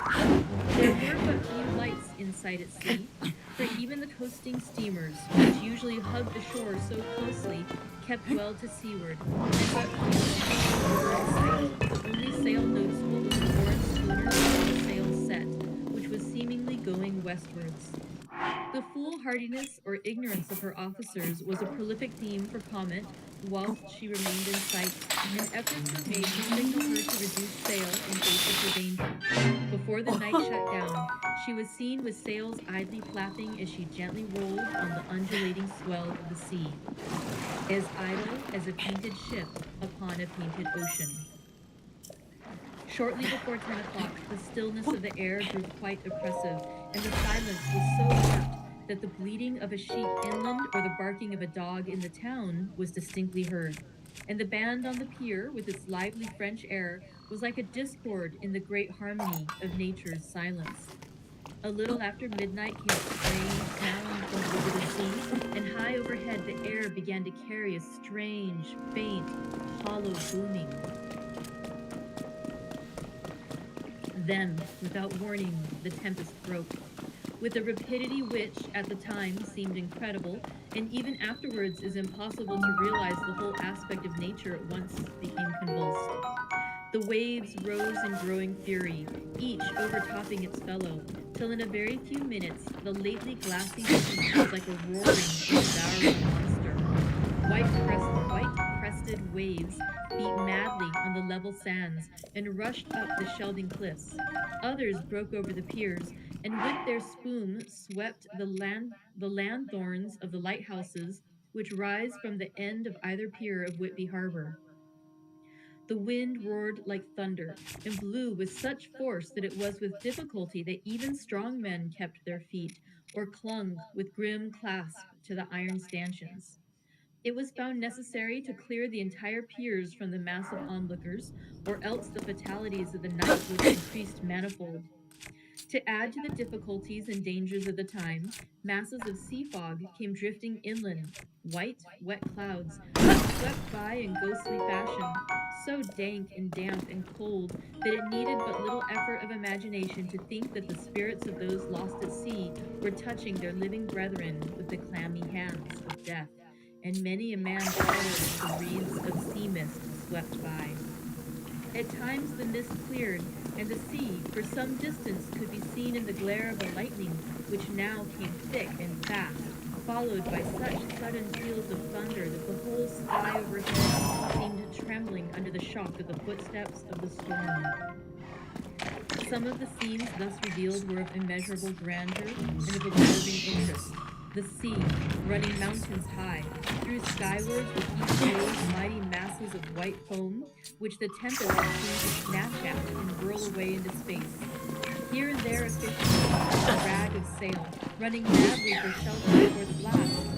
Now and again the white wings of a storm-tossed seabird. On the summit of the east cliff, the new searchlight was ready for experiment, but had not yet been tried. The officers in charge of it got it into working order, and in the pauses of the inrushing mist, swept with it the surface of the sea. Once or twice its service was most effective, as when a fishing boat with gunwale under water rushed into the harbor, able, by the guidance of the sheltering light, to avoid the danger of dashing against the piers. As each boat achieved the safety of port, there was a shout of joy from the massive shore, a shout which for a moment seemed to cleave and was then swept away in its rush. Before long, the searchlight discovered some distance away a schooner with all sails set, apparently the same vessel which had been noticed earlier in the evening. The wind had by this time backed to the east, and there was a shudder amongst the watchers on the cliff as they realized the terrible danger in which she now was. Between her and the port lay the great flat reef on which so many good ships have from time to time suffered, and, with the wind blowing from its present quarter, it would be quite impossible that she should fetch the entrance of the ocean. It was now nearly the hour of high tide, but the waves were so great that in their troughs the shallows of the shore were almost visible, and the schooner, with all sails set, was rushing with such speed that, in the words of one old salt, she must fetch up somewhere, if it was only in hell. Then came another rush of sea fog, greater than any hitherto, a mass of dank mist which seemed to close on all things like a gray pall, and left available to men only the organ of hearing, for the roar of the tempest and the crash of the thunder and the booming of the mighty billows came through the damp oblivion even louder than before. The rays of the searchlight were kept fixed on the harbor mouth across the east pier, where the shock was expected, and men waited breathless. The wind suddenly shifted to the northeast, and the remnant of the sea fog melted in the blast. And then, mirabile dictu, between the piers, leaping from wave to wave as it rushed at headlong speed, swept the strange schooner before the blast, with all sails set, and gained the safety of the harbor. The searchlight followed her, and a shudder ran through all who saw her, for lashed to the helm was a corpse with drooping head, which swung horribly to and fro at each motion of the ship. No other form could be seen on deck at all. A great awe came on all as they realized that the ship, as if by a miracle, had found the harbor, unsteered save by the hand of a dead man. However, all took place more quickly than it takes to write these words. The schooner paused not, but rushing across the harbor, pitched herself on that accumulation of sand and gravel washed by many tides and many storms into the southeast corner of the pier, jutting over the east cliff, known locally as Tate Hill Pier. There was, of course, a considerable concussion as the vessel drove up on the sand heap. Every spar, rope, and stay was strained, and some of the top hammer came crashing down. But strangest of all, the very instant the was touched, an immense dog sprang up on deck from below, as if shocked by the concussion, and running forward, jumped from the bow on the sand. Making straight for the steep cliff where the churchyard hangs over the laneway to the east pier, so steeply that some of the flat tombstones, the rough steens, or throw stones, as they are called in Whitby vernacular, actually project over where the sustained cliff has fallen away. It disappeared in the darkness, which seemed intensified just beyond the focus of the searchlight. It so happened that there was no one at the moment on Tate Hill Pier, as all those whose houses are in close proximity were either in bed or were out on the heights above. Thus the Coast Guard on duty on the eastern side of the harbor, who at once ran down to the little pier, was the first to climb aboard. The men working the searchlight, after scouring the entrance of the harbor without seeing anything, then turned the light on the derelict and kept it there. The Coast Guard ran aft, and when he came beside the wheel, bent over to examine it, and recoiled at once as though under some sudden emotion. This seemed to pique general curiosity, and quite a number of people began to run. It is a good way round from the west cliff by the drawbridge to Tate Hill Pier, but your correspondent is a fairly good runner, and came well ahead of the crowd. When I arrived, however, I found already assembled on the pier a crowd whom the Coast Guard and police refused to allow to come on board. By the courtesy of the chief boatman, I was, as your correspondent, permitted to climb on deck, and was one of a small group who saw the dead seaman whilst actually lashed to the wheel. It was no wonder that the Coast Guard was surprised, or even awed, for not often can such a sight have been seen. The man was simply fastened by his hands, tied one over the other to a spoke of the wheel. Between the inner hand and the wood was a crucifix, the set of beads on which it was fastened being around both wrists and wheel, and all kept fast by the binding cords. The poor fellow may have been seated at one time, but the flapping and buffeting of the sails had worked through the rudder of the wheel and dragged him to and fro, so that the cords with which he was tied had cut the flesh to the bone. Accurate note was made of the state of things, and a doctor, Surgeon J. M. Caffrin of 33 East Elliott Place, who came immediately after me, declared, after making examination, that the man must have been dead for quite 2 days.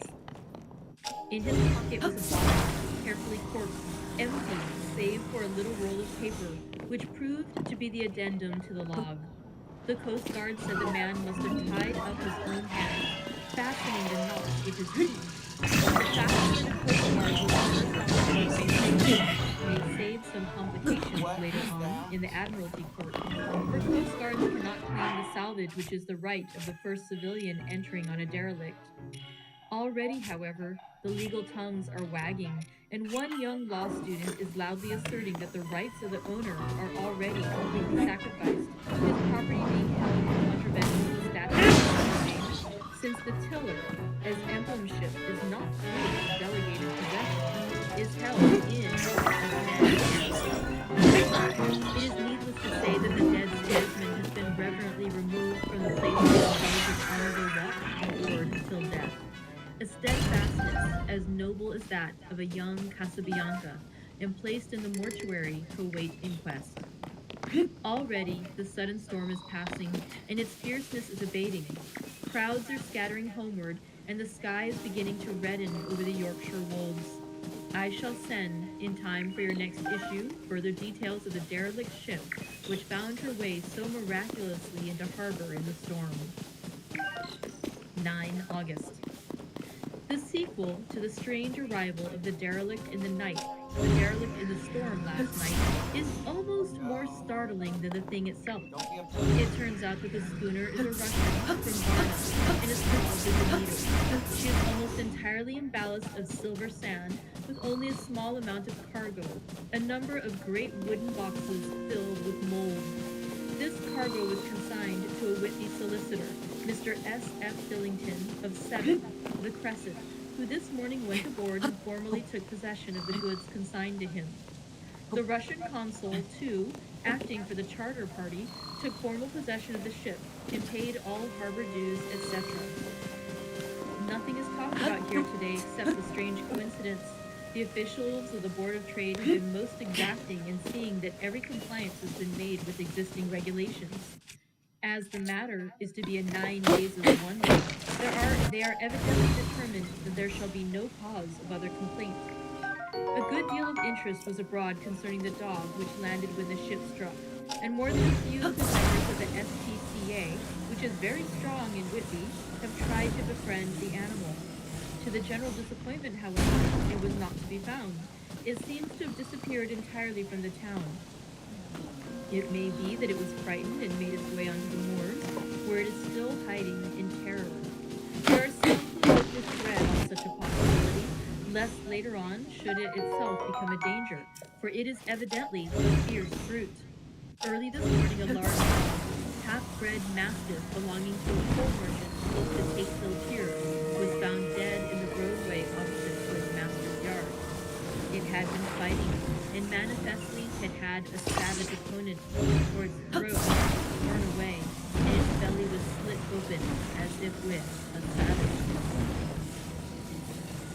Later, by the kindness of the Board of Trade Inspector, I have been permitted to look over the logbook of the Demeter, which was in order up to within 3 days, but contained nothing of special interest, except as to facts of missing men. The greatest interest, however, is with regard to the paper found in the bottle, which was today produced at the inquest, and a more strange narrative than the two between them was told. It has not been my lot to come across. As there is no motive for concealment, I am permitted to use them, and accordingly send you a rescript, simply omitting technical details of seamanship and supercargo. It almost seems as though the captain had been seized with some kind of mania before he had gotten well into blue water, and that this had developed persistently throughout the voyage. Of course, my statement must be taken cum grano, since I am writing from the dictation of a clerk of the Russian consul, who kindly translated for me, time being short. Log of the Demeter, Varna to Whitby. Written 18 July. Things so strange happening that I shall keep accurate note henceforth till we land. On 6 July, we finished taking in cargo, silver sand, and boxes of earth. At noon, set sail. East wind, fresh. Crew, 5 hands. 2 mates, cook, and myself. Captain. On 11 July, at dawn, entered Bosphorus. Boarded by Turkish customs officers. Backsheesh. All correct. Underway at 4 p.m. On 12 July, through Dardanelles. More customs officers and a flagboat of guarding squadron.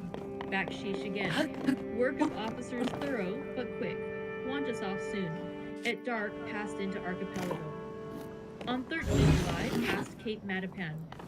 Crew dissatisfied about something. Seemed scared, but would not speak out. On 14 July, was somewhat anxious about crew. Then all steady fellows who sailed with me before. Mate could not make out what was wrong. They only told him there was something and crossed themselves. Mate lost temper with one of them that day and struck him. Expected fierce quarrel, but all was quiet. On 16 July, Mate reported in the morning that one of the crew, Petrovsky, was missing. Could not account for it. Took larboard watch 8 bells last night.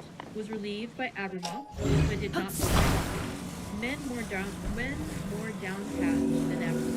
All said they expected something of the kind, but would not say more than there was something aboard. Mate getting very impatient with them. Feared some trouble ahead.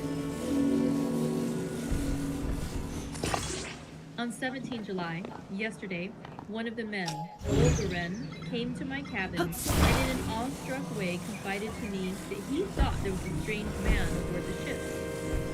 He said that in his watch he had been sheltering behind the deck house as there was a rainstorm when he saw a tall, thin man who was not like any of the crew come up the companionway and go along the deck forward and disappear.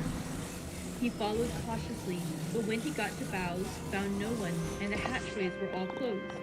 He was in a panic of superstitious fear, and I am afraid the panic may spread. To allay it, I shall today search the entire ship carefully, from stem to stern. Later in the day, I got together the whole crew and told them, as they evidently thought there was someone in the ship, we would search from stem to stern. First mate angry, second folly, and to yield to such foolish ideas would demoralize the men, said he would engage to keep them out of trouble with the handspike. I let him take the helm, while the rest began thorough search, all keeping abreast with lanterns. We left no corner unsearched. As there were only the big wooden boxes, there were no odd corners where a man could hide. Men much relieved when search over, and went back to work cheerfully. First mate scowled. 22 July. Rough weather last 3 days, and all hands very busy with salts. No time to be frightened. Men seem to have forgotten their dread. Mate cheerful again, and all on good terms. Praised men for work in bad weather. Past Gibraltar and out through straits. All well. Hello. 24 July. There seems some doom over this ship, already a hand short, and entering on the Bay of Biscay, with wild weather ahead, and yet last night another man lost, disappeared. Like the first, he came off his watch and was not seen again. Men, all in a panic of fear, sent a round robin asking to have double watch, as they fear to be alone. Mate angry, fear there will be some trouble, as either he or the men will do something else. 28 July. 4 days in hell, knocking about in a sort of maelstrom, and the wind and the tempest. No sleep for anyone. Men all worn out, hardly know how to set a watch, since no one's fit to go on. Second mate volunteered to steer and watch, and let men snatch a few hours' sleep. Wind abating, seas still terrific, but feel them less as ship is steadier. 29 July. Another tragedy. Had single watch tonight, as crew too tired to double. When morning watch came on deck, could find no one except steersman. Raised outcry, and all came on deck. Thorough search, but no one found. Are now without second mate, and crew in a panic. Mate and I agreed to go armed henceforth, and wait for any sign of cause. 30 July. Last night, rejoiced we are nearing England. Weather fine, all sails set. Retired, worn out, slept soundly. Awakened by mate telling me that both men of watch and steersman missing. Only self and mate and 2 hands left to work ship. 1 August. 2 days of fog and not a sail sighted. Had hoped when in the English Channel to be able to signal for help or get in somewhere. Not having power to work sails, have to run before wind. Dare not lower, as could not raise them again. We seem to be drifting to some terrible doom. Mate now more demoralized than either of men. His stronger nature seems to have worked inwardly against himself. Men are beyond fear, working stolidly and patiently with minds made up to worst. They are Russian, he Romanian. 2 August, midnight. Woke up from a few minutes' sleep by hearing a cry, seemingly outside my port. Could see nothing in fog. Rushed on deck and ran. Tells me he heard cry and ran. No sign of man on watch. 1 more gone. Lord. Mate says we must be past Straits of Dover, as in a moment of fog lifting, saw North Foreland, just as he heard the man cry out. If so, we are now off in the North Sea, and only God can guide us in the fog, which seems to move with us, and God seems to have deserted us. 3 August. At midnight, I went to relieve the man at the wheel, and when I got to it, found no one there. The wind was steady, and as we ran before it, there was no yawing. I dared not leave it, so shouted for the mate. After a few seconds, he rushed up on deck in his flannels. He looked wild-eyed and haggard, and I greatly fear his reason has given way. He came close to me and whispered hoarsely, with his mouth to my ear, as though fearing the very air might hear. It is here. I know it now. On the watch last night, I saw it. Like a man, tall and thin and ghastly pale. It was in the bows and looking out. I crept behind it and gave it my knife. The knife went through it, empty as the air, and as he spoke, he took his knife and drove it savagely to his face. Then he went on. But it is here, and I'll find it. It is in the hold, perhaps in one of those boxes. I'll unscrew them one by one and see. You work the helm. And with a warning look and his finger on his lip, he went below. There was springing up a choppy wind, and I could not leave the helm. I saw him come out on deck again with a tool chest and a lantern and go down the forward hatchway. He is mad, stark, raving mad, and it's no use my trying to stop him. He can't hurt those big boxes. They are voiced as clay, and to pull them about is as harmless a thing as he can do. So here I stay and mind the helm and write these notes. I can only trust in God and wait till the fog clears. Then, if I can't steer to any harbor with the wind that is, I shall cut down sails and bye-bye. And start for home. It is nearly all over now. Just as I was beginning to hope that the mate would come out calmer, for I heard him knocking away at something in the helm, and work is good for him. There came up the hatchway a sudden, startled scream, which made my blood run cold, and up on the deck he came as if shot from a gun, a raging madman with his eyes rolling and his face convulsed with fear. Save me, he cried, and then looked round on the blanket of fog. His horror turned to despair, and in a steady voice he said, "You had better come to, Captain, before it is too late. The sea is here. I know the secret now. The sea will save me from him, and it is all that is left." Before I could say a word or move forward to seize him, he sprang on the bulwark and deliberately threw himself into the sea. I suppose I know the secret too now. It was this madman who had got rid of the men one by one, and now he has followed them himself. God help me, how am I to account for all these horrors when I get to port? When I get to port? When will that ever be? 4 August. Still fog, which the sunrise cannot pierce. I know there is sunrise because I am a sailor. Why else I know not. I dared not go below. I dared not leave the helm. So here all night I stayed, and in the dimness of the night I saw it. Him. God forgive me, but the mate was right to jump overboard. It was better to die like a man. To die like a sailor in blue water no man can object. But I am captain, and I must not leave my ship. But I shall baffle this fiend or monster, for I shall tie my hands to the wheel when my strength begins to fail, and along with them I shall tie that which it dare not touch. And then, come good wind or foul, I shall save my soul and my honor as a captain. I am growing weaker, and the night is coming on. If he can look me in the face again, I may not have time to act. If we are wrecked, mayhap this bottle may be found, and those who find it may understand. If not, well then, all men shall know that I have been true to my trust. God and the Blessed Virgin and the saints of the poor ignorant soul trying to do his duty. Of course, the verdict was an open one. There is no evidence to adduce, and whether or not the man himself committed the murders, there is now none to say. The folk here hold almost universally that the captain is simply a hero, and he is to be given a public funeral. Already it is arranged that his body is to be taken with a train of boats to the Esk, where a boat is then brought back to Tate Hill Pier, and up the Abbey steps, for he is to be buried in the churchyard on the cliff. The owners of more than 100 boats have already given in their names as wishing to follow him to the grave. No trace has ever been found of the great dog, at which there is much mourning. For, with public opinion in its present state, he would, I believe, be adopted by the town. Tomorrow we'll see the funeral, and so will end this one more mystery of the sea. Mina Murray's Journal, 8 August. Lucy was very restless all night, and I too could not sleep.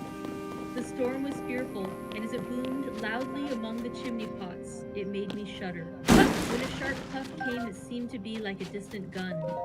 Strangely enough, Lucy did not wake, but she got up twice and dressed herself. Fortunately, each time I awoke in time and managed to undress her without waking her and got her back to bed. It is a very strange thing, this sleepwalking, for as soon as her will is thwarted in any physical way, her intention, if there be any, disappears, and she yields herself almost exactly to the routine of her life. Early in the morning, we both got up and went down to the harbor to see if anything had happened in the night. There were very few people about, and though the sun was bright and the air clear and fresh, the big, grim-looking waves, that seemed dark themselves because the foam that topped them was like snow, forced themselves in through the narrow mouth of the harbor, like a bullying man going through a crowd.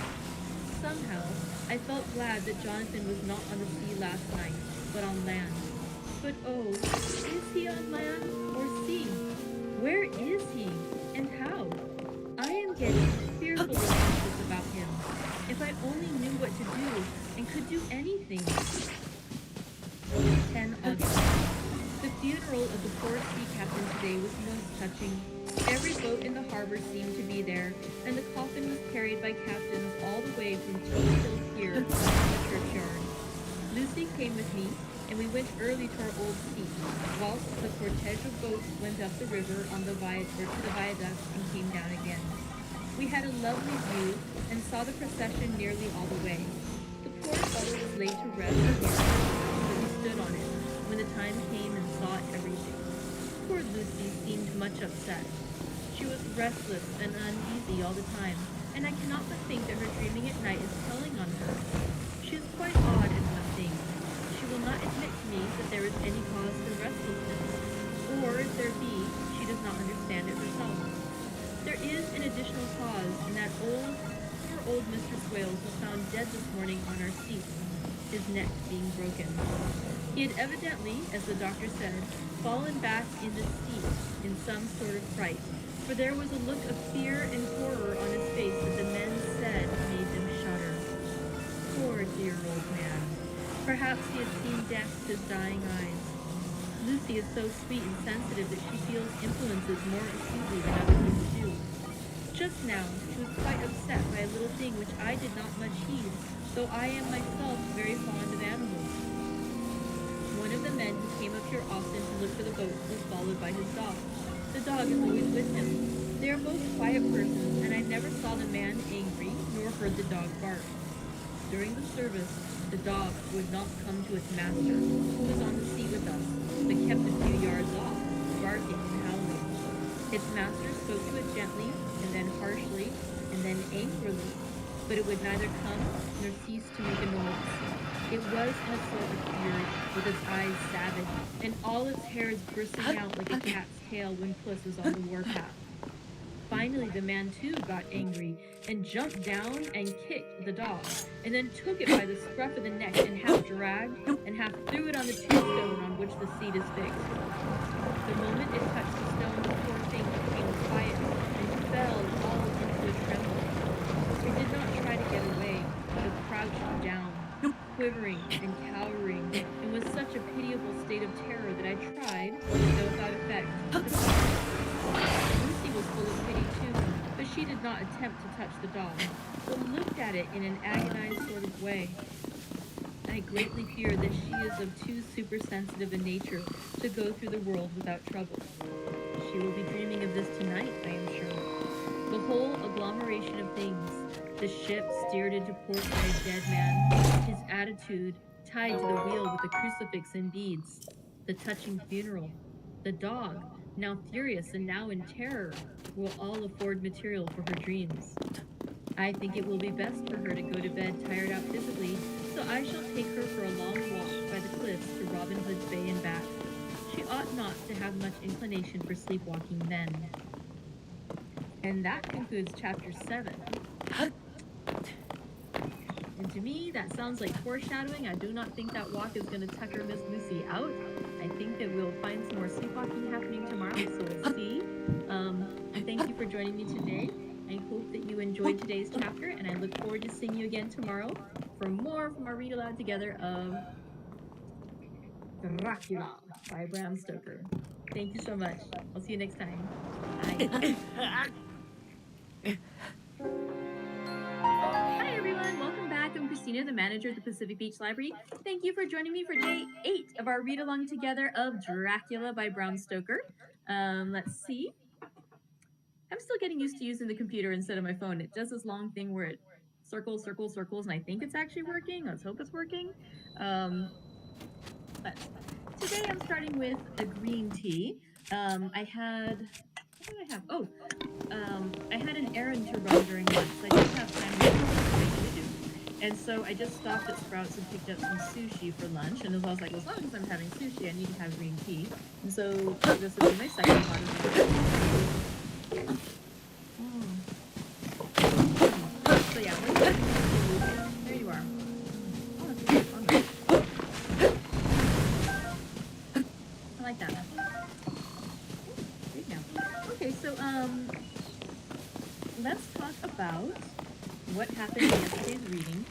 Yesterday was a little unusual in that chapter 7 started out with, the majority of the chapter was actually a news article that Mina Murray had pasted into her journal. And it talked about what had happened on a ship called the Demeter that had been run ashore where she was staying at Whitby. And then when they investigated, they found some rather, again, mysterious things about that ship. So we'll start out by talking about that, and then we'll get a little bit more into some bits about the journal. So, in chapter 7, like I said, the majority was an article from the Daily Draft, when they were talking about this really devastating storm that was raging in the area. And then what ended up happening after that was the reporters talking about the storm, and then the climax is that they see this ship sort of listing into port, and it runs aground into the port there, and they look closer. The Coast Guard guy goes out in his little boat, and when he gets out there, he sees something horrifying, and it is the sight of the captain's hand lashed to the steering wheel of the ship, lashed onto it, tied in place by a crucifix. And the captain at this point is dead. He's probably been dead for a few days. And the storm has buffeted the ship about enough that his hands tied in place with this crucifix, like the chain is cut into his hands down to the bone. Oh, it's a really graphic, gory image. It's wonderful. Okay, so the reporter talks about this, and then he says, in a continuation of the article the following day, he says that he managed to gain access to the log of the captain. And basically what the captain recounts over several weeks is that I gotta be careful with my inputs. The crew of his ship are scared, that they feel there's something suspicious going on, that they're just a cargo ship. They have these boxes of earth, which again we know from what we learned previously are the boxes of earth taken from the Carpathian Hills, the home of Count Dracula, which it's relevant to Dracula, and he needs to have these cases of his earth resting around near him.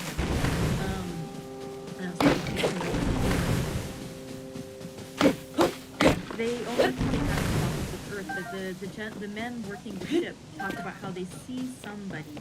They believe there's something there on the ship, and they're scared. And then one by one, over and over, members of the crew disappear. Finally, there's just a few members of the crew left, including the captain, the first mate, who is Romanian. So again, he knows a lot about the myths and legends surrounding Dracula and the vampires because of Romania, that's his local area in Pennsylvania. There's also some Russians on the ship, and they seem to be less knowledgeable about them. This first mate, he ends up eventually investigating, and he tells the captain recounts the first mate goes down and says, I'm going to check each of those cases of dirt. The captain's like, you're being weird, there's nothing there. But finally, the first mate gets back up and says, I saw this, and I know who it is, and I'm not going to die like that. I'd rather die as a man. And the first mate literally dives off the side of the ship, commits suicide rather than be taken by Dracula. The captain, however, interprets that as clearly the first mate has been crazy all along, and if anyone's been murdering and, throwing the bodies of our crew overboard, it must have been that first mate, because look what he just did. However, in the next log entry, the captain says that he too has seen it, and that he knows now what he must do, and that he must protect himself by having this sacred object with him. And that's then when he apparently ties himself to the ship, the ship's steering wheel, with a crucifix. The people of the town, when they read these entries in the newspaper, they're all convinced that the captain, something strange was happening there. They don't know what it was. It might have been that first mate killing people. They just don't know. But the captain was a noble man who tried to save the ship and the cargo. Because even though he too said that he would rather die in the way that the first mate did, that he is a captain as well as a man, and that as a captain he must protect the ship. And so he will do his duty. And so they all respect him for this. Mina Murray then continues after this article. She talks about more in her about what's going on in her own life. She says that she and Lucy are having a little bit of distress because Lucy's sleepwalking is continuing, and that she is walking about each night. She keeps getting up and dressing herself. Unfortunately, Mina's able to wake up in time to stop her from leaving the room, but it's a little worrisome and disturbing. I mean, literally disturbing her slumber, and so they're both not getting as much rest as they would. Meanwhile, Mina is also very distressed and worried about what's going on with her fiancé, Jonathan Parker, who has not been heard from since visiting Castle Dracula on business. Mina also writes about the funeral that was held for that ship captain, and it's interesting because there's one other thing too. There were two dogs in this chapter. The first was when the ship first came ashore, a very large, scary dog that no one had seen before ran off the ship and ran away, and no one was able to find it. And the reporter says, probably it would have been happily adopted because people respect that ship captain so much. The first speculation is that dog was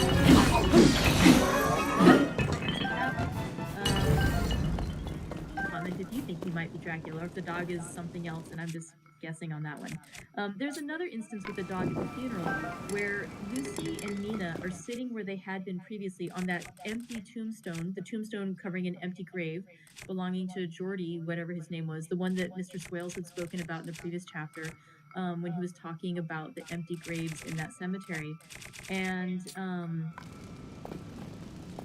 there's a gentleman who comes nearby, and he's sitting near Lucy, and his dog refuses to come close. He's growling and upset and scared, and he's really disturbed by that spot where Lucy and Mina are at. And so eventually the owner of that dog, gets upset with the dog and forces him to come over. The dog is just miserable. And again, implication is that there is something suspicious going on there that maybe Dracula has something to do with that spot, that he may have taken residence there. I feel too like there's one more thing. One more thing. In that same spot where they're sitting, where they're sitting when they observe the funeral happening, that is the same spot where Mr. Swales, the older gentleman who was talking to Mina and Lucy in the graveyard a while ago, and was using all the local dialect, that he has been found dead on that exact spot, and that he had a look of horror and fright on his face. And so we know, we can put together the clues, there is something going on in that spot. And considering the book is called Dracula, it probably involves Count Dracula. All right, so now let's continue with more of Mina Murray's journal. It's chapter 8 of Dracula. Let's see what we get. Chapter 8, Mina Murray's journal. Same day, 11 o'clock p.m. Oh, but I am tired. If it were not that I had made my diary a duty, I should not open it tonight. We had a lovely walk. Lucy, after a while, was in gay spirits, owing, I think, to some deer cows who came nosing toward us in a field close to the lighthouse, frightened the wits out of us. I believe we forgot everything except, of course, and it seemed to wipe the slate clean and give us a fresh start. We had a candle, severe tea at Robin's Cafe, and a sweet little inn with a bow window right over the seaweed-covered rocks of the Strand. I believe we should have shocked the new woman with our accent. Men are more tolerant, less patient. Then we walked home, or rather many, stoppages to rest, and with our hearts full of a constant dread of wild wolves. Lucy was really tired, and we intended to creep off to bed as soon as we could. The young curate came in, however, and Mrs. Westenra asked him to stay for supper. Lucy and I had both a fight for it with the dusty miller. I know it was a hard fight on my part, and I am quite heroic. I think that someday the business will get together and see about breeding up a new class of curates who don't take supper, no matter how hard they may be pressed to, and who will know when girls are tired. Lucy is asleep and breathing softly. She has more color in her cheeks than usual, and looks, oh, so sweet. If Mr. Holmwood fell in love with her seeing her only in the drawing room, I wonder what he would say if he saw her now. Some of the new women writers will someday start an idea that men and women should be allowed to see each other asleep before proposing or accepting. But I suppose the new woman won't condescend in future to accept. She will do the proposing herself, and a nice job she will make of it too. There's some consolation in that. I am so happy tonight because dear Lucy seems better. I really believe she has turned the corner and that we are over her troubles of dreaming. I should be quite happy if I only knew if Jonathan... God bless and keep him. 11 August, 3 a.m. Diary again. No sleep now, so I may as well write. I am too agitated to sleep. We have had such an adventure, such an agonizing experience. I fell asleep as soon as I'd closed my diary. Suddenly, I became broad awake and sat up with a horrible sense of fear upon me and of some feeling of emptiness around me. The room was dark, so I could not see Lucy's bed. I stole across and felt for her. The bed was empty. I lit a match and found that she was not in the room. The door was shut, but was not locked. I feared to wake her mother, who had been more than usually ill lately, so threw on some clothes and got ready to look for her. As I was leaving the room, it struck me that the clothes she wore might give me some clue to her dreaming intention. Dressing gown would mean house. Dress, outside. Dressing gown and dress were both in their places. Thank God, I said to myself. She cannot be far if she is only in her nightdress. I ran downstairs and looked in the sitting room. Not there. Then I looked in all the other open rooms of the house, with an ever-growing fear chilling my heart. Finally, I came to the hall door and found it open. It was not wide open, but the catch of the lock did not lock. The people of the house are careful to lock the door every night, so I feared that Lucy must have gone out into the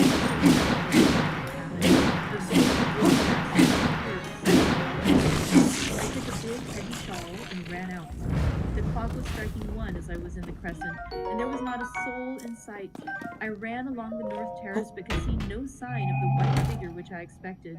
At the edge of the west cliff above the pier, I looked across the harbor to the east cliff, in the hope or fear, I don't know which, of seeing Lucy in our favorite seat.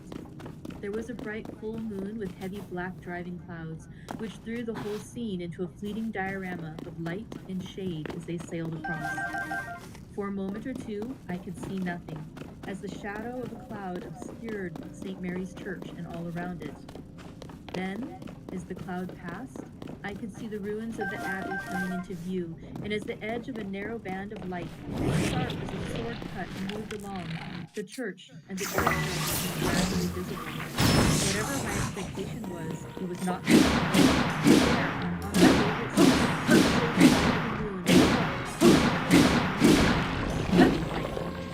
the coming of the cloud was too quick for me to see much, for shadow shut down on light almost immediately. It seemed to me as though someone behind the stone and bent over it. What it was, whether man or beast, I could not tell. I did not wait to catch another glance, but flew down the steep steps to the pier and along by the fish market to the bridge, which was the only way to reach the east cliff. The town seemed as dead, for not a soul did I see. I rejoiced that it was so, for I wanted no witness of poor Lucy's condition. The time and distance seemed endless, and my knees trembled and my breath came labored as I toiled up the endless steps to the abbey. I must have gone fast, and yet it seemed to me as if my feet were weighted with lead, and as though every joint in my body were rusty. When I got almost to the top, I could see the sea and the white figure, for I was now able to distinguish it even through the spells of the shadow. There was undoubtedly something long and black over the happy climbing white figure. I called in fright, "Lucy! Lucy!" And something raised a head, and from where I was, I could see a white face and red, gleaming eyes. Lucy did not answer, and I ran on to the entrance of the churchyard. As I entered, the church was between me and the seat, and for a minute or so I lost sight of her. When I came in view again, the cloud had passed, and the moonlight struck so brilliantly that I could see Lucy half reclining with her head lying over the back of the seat. She was quite alone, and there was not a sign of any living thing about.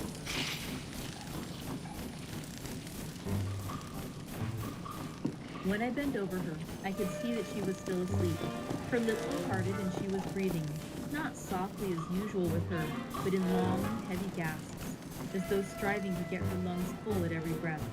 As I came close, she put up her hand in her sleep and pulled the collar of her nightdress close about her, as though she felt the cold. I flung the warm shawl over her and drew the edges tight round her neck, for I dreaded lest she should get some deadly chill from the night air, unclad as she was. I feared to wake her all at once, so, in order to have my hands free that I might help her, I fastened the shawl at her throat with a big safety pin.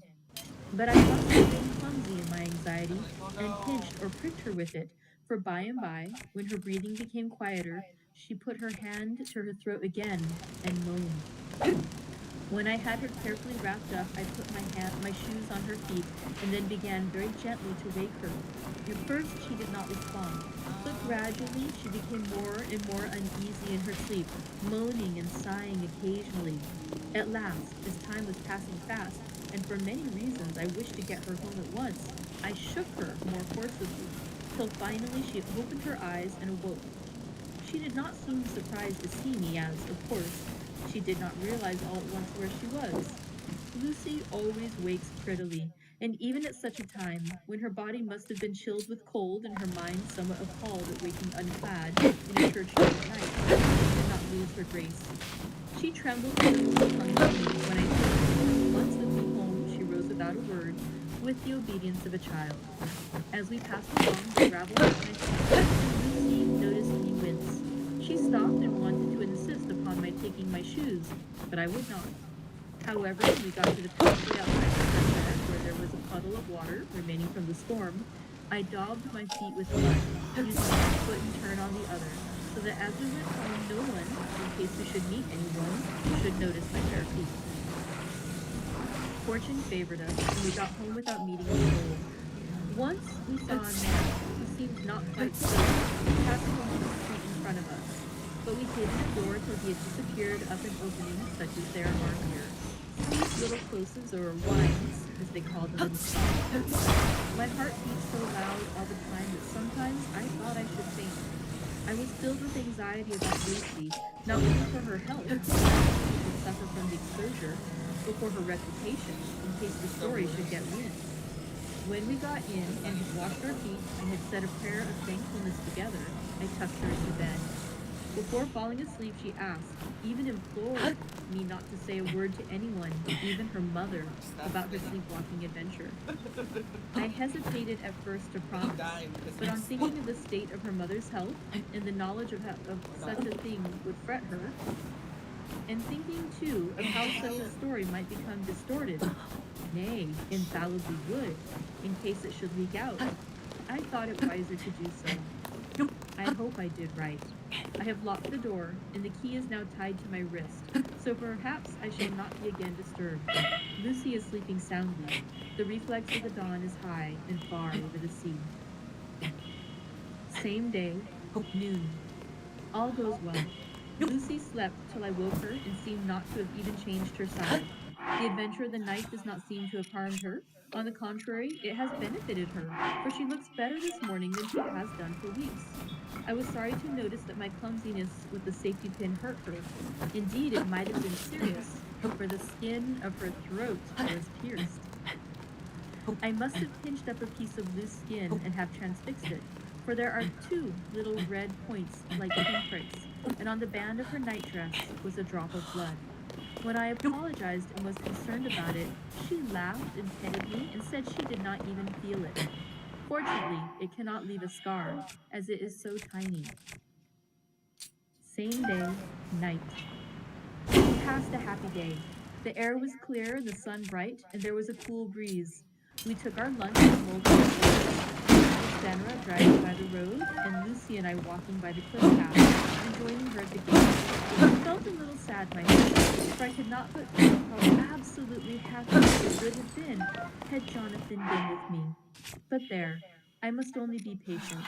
In the evening, we strolled in the casino terrace and heard some good music by Spoor and Mackenzie, and went to bed early. Lucy seems more restful than she has been for some time, and fell asleep at once. I shall lock the door and secure the key the same as before, though I do not expect any trouble tonight. 12 August. My expectations were wrong, for twice during the night I was wakened by Lucy trying to get out. She seemed, even in her sleep, to be a little impatient at finding the door shut, and went back to bed under a sort of protest. I woke with the dawn and heard the birds chirping outside of the window. Lucy woke too, and I was glad to see was even better than on the previous morning. All her old gaiety of manner seemed to have come back, and she came and snuggled in beside me and told me all about Arthur. I told her how anxious I was about Jonathan, and then she tried to comfort me. Well, she succeeded somewhat, for, though sympathy can't alter facts, it can help to make them more bearable. 13 August. Another quiet day, and to bed with the key on my wrist as before. Again I woke in the night and found Lucy sitting up in bed, still asleep, pointing to the window. I got up quietly and pulled aside the blind, looked out. It was brilliantly moonlight, and the soft effect of the light over the sea and sky, merged together in one great silent mystery, was beautiful beyond words. Between me and the moonlight flitted a great bat, coming and going in great whirling circles. Once or twice it came quite close, but was, I suppose, frightened at seeing me, and flitted away across the harbor towards the abbey. When I came back from the window, Lucy had lain down again, and was sleeping peacefully. She did not stir again all night.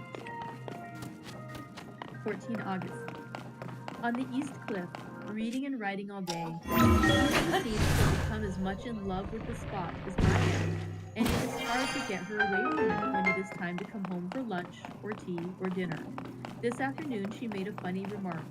We were coming home for dinner and had come to the top of the steps up from the west end and stopped to look at the view, as we generally do. The setting sun, low down in the sky, was just dropping behind Kettle Hill. The red light was thrown over on the east cliff and the old abbey and seemed to bathe everything in a beautiful rosy glow. We were silent for a while, and suddenly Lucy murmured, as if to herself, "Those red eyes again, just the same."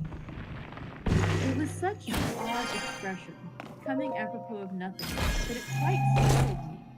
I slewed round a little, so as to see Lucy well without seeming to stare at her, and saw that she was in a half-dreamy state, with an odd look on her face that I could not quite make out.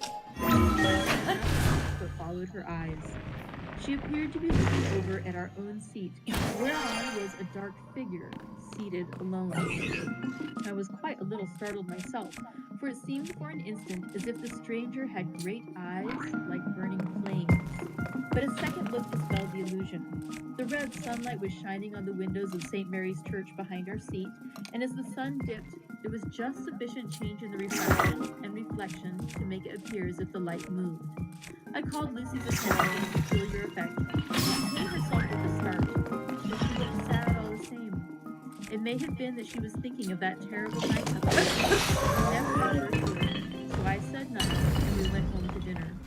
Lucy had a headache and went early to bed. I saw her asleep and went out for a little stroll myself. I walked along the cliffs to the westward and was full of sweet sadness, for I was thinking of Jonathan. When coming home, it was then bright moonlight, so bright that, through the front of our part of the crescent, though the front of our part of the crescent was in shadow, everything could be well seen. I threw a glance up at our window and saw Lucy's head leaning out. I thought that perhaps she was looking out for me, so I opened my handkerchief and waved it. She did not notice or make any movement whatever. Just then, the moonlight crept round an angle of the building, and the light fell on the window. There distinctly was Lucy, with her head lying up against the side of the windowsill, and her eyes shut. She was fast asleep, and by her, seated on the windowsill, was something that looked like a good-sized bird. I was afraid she might get a chill, so I ran upstairs. But as I came into the room, she was moving back to her bed, fast asleep and breathing heavily. She was holding her hand to her throat as though to protect it from the cold. I broke my box. I did not wake her, but tucked her up warmly. I have taken care that the door is locked and the window securely fastened. She looks so sweet as she sleeps, but she is paler than is her wont, and there was a drawn, haggard look under her eyes which I do not like. I fear she is fretting about something. I wish I could find out what it is. 15 August. Rose later than usual. Lucy was languid and tired, and slept on after we had been called. We had a happy surprise at breakfast. Arthur's father and watched the marriage come off soon. Lucy is full of quiet joy, and her mother is glad and sorry at once. Later on in the day, she told me the cause. She is grieved to lose Lucy as her very own, but she is rejoiced that she is soon to have someone to protect her. Poor, dear, sweet lady. She confided to me that she has got her death warrant. She has not told Lucy, and made me promise secrecy. Her doctor told her that within a few months, at most, she must die, for her heart is weakening. At any time, even now, a sudden shock would be almost sure to kill her. Ah, we were wise to keep from her the affair of the dreadful night of Lucy's sleep. 17 August. No diary for 2 whole days. I have not had the heart to write. Some sort of shadowy pall seems to be coming over our happiness. No news from Jonathan, and Lucy seems to be growing weaker, whilst her mother's hours are numbering to a close. I do not understand Lucy's fading away as she is doing. She eats well and sleeps well and enjoys the fresh air, but all the time the roses in her cheeks are fading, and she gets weaker and more languid day by day. At night, I hear her gasping as if for air. I keep the key of our door always fastened to my wrist at night, but she gets up and walks about the room and sits at the open window. Last night I found her leaning out when I woke up, and when I tried to wake her, I could not. She was in a faint. When I managed to restore her, she was and cried silently between long, painful struggles for breath. When I asked her how she came to be at the window, she shook her head and turned away. I trust her feeling ill may not be from that unlucky trick of the safety pin.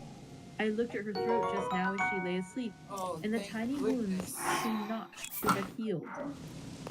They are still open, and larger than before, and the edges of them are faintly white. They are like little white dots with red centers. Unless they heal within a day or two, I shall insist on the doctor seeing about them. Letter. Samuel F. Billington and Son, Solicitors. Whitby. To Messrs. Carter, Patterson and Company, London. 17 August. Dear Sirs, herewith please receive invoice of goods sent by Great Northern Railway. Same are to be delivered at Carfax, near Purfleet, immediately on receipt at Goods Station, King's Cross. The house is at present empty, but enclosed please find keys, all of which are labeled. You will please deposit the boxes, 50 in number, which form the consignment, in the partially ruined building forming part of the house, and marked A, on rough diagrams enclosed. Your agent will easily recognize the locality, as it is the ancient chapel of the mansion. The goods parents leave by the train at 9:30 tonight and will be due at King's Cross at 4:30 tomorrow afternoon. As our client wishes the delivery made as soon as possible, we shall be obliged by your having teams ready at King's Cross at the time named and forthwith conveying the goods to destination. In order to obviate as much as possible through any routine requirements as to payments in your departments, we enclose check herewith for £10, receipt of which please acknowledge. Should the charge be less than this amount, you can return balance. If greater, we shall at once send check for difference on hearing from you. You are to leave the keys on coming away in the main hall of the house, where the proprietor may get them on his entering the house by means of his duplicate key. Pray do not take us as exceeding the bounds of business courtesy and pressing you in all ways to use the utmost expedition. We are, dear sirs, faithfully yours, Samuel F. Billington and Son. Letters, Messrs. Carter, Patterson and Company, London, to Messrs. Billington and Son, Whitby, 21 August. Dear sirs, we beg to acknowledge £10 received and to return check for £1 17 shillings and 9D. I don't know what D are. 9D, amount of overplus, as shown in receipted account herewith. The goods are delivered in exact accordance with instructions and keys left in parcel in main hall as directed. We are, dear sirs, yours respectfully, Pro, Carter, Patterson and Company. Mina Murray's Journal, 18 August. I am happy today, and right sitting on the seat in the churchyard. Lucy is ever so much better. Last night she slept well all night and did not disturb me once. The roses seem to be back already to her, though she is still sadly pale and wan-looking. If she were in any way anemic, I could understand it, but she is not. She is in gay spirits and full of life and cheerfulness. All the morbid reticence seems to have passed from her, and she has just reminded me, as if I needed any reminding, of that night, and that here, on this very seat, I found her asleep.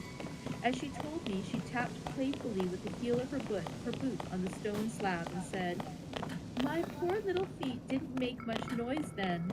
I dare say poor old Mr. Swales would have told me that it was because I didn't want to wake up Geordie." As she was in such a communicative humor, I asked her if she had dreamed it all that night.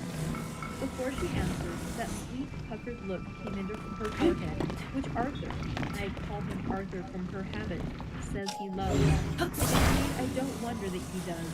Then she went on in a half-dreaming kind of way, as if trying to recall it to herself. I didn't quite dream, but it all seemed to be real. I only wanted to be here in this spot. I don't know why, for I was afraid of something. I don't know. I remember, though I suppose I was asleep, passing through the streets and over the bridge.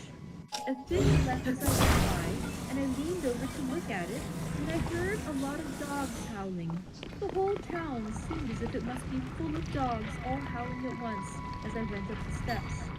Then I had a vague memory of something long and dark with red eyes, just as we saw in the sunset, and something very sweet and very bitter all around me at once. And then I seemed sinking into deep green water, and there was a singing in my ears, as I have heard there is to drowning men. And then everything seemed passing away from me. My soul seemed to go out from my body and float about the air. I seem to remember that once the wet and white house was right under me, and then there was a sort of agonizing feeling, as if I were in an earthquake, and I came back and found you shaking my body. I saw you do it before I felt you. Then she began to laugh. It seemed a little uncanny to me, and I listened to her breathlessly. I did not quite like it, and thought it better not to keep her mind on the subject, so we drifted on to other subjects, and Lucy was like her old self again. When we got home, the fresh breeze had braced her up, and her pale cheeks were really more rosy. Her mother rejoiced when she saw her, and we all spent a very happy evening together.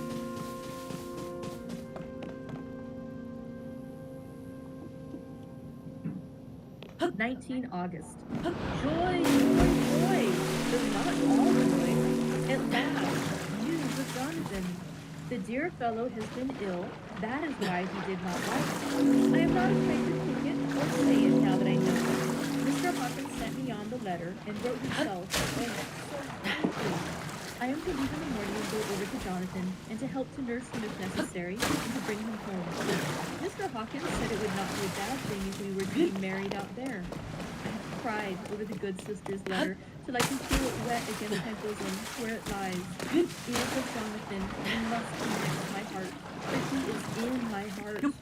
My journey is all mapped out and my luggage ready. I am only taking one change of dress. Lucy will bring my trunk to London and keep it till I send for it may be that... I must write no more. I must keep it to say to Jonathan, my husband. The letter that he has seen and touched must comfort me till we meet. Letter, Sister Agatha, Hospital of St. Joseph and St. Mary, Budapest, to Miss Wilhelmina Murray, 12 August. Dear Madam, I write by desire of Mr. Jonathan Harper, who is himself not strong enough to write, though progressing well, thanks to God, in St. Joseph and St. Mary. He has been under our care for nearly 6 weeks, suffering from a violent brain fever. He wishes me to convey his love, and to say that by this post I write for him to Mr. Peter Hawkins, Exeter, to say with his dutiful respects that he is sorry for his delay, and that all of his work is completed.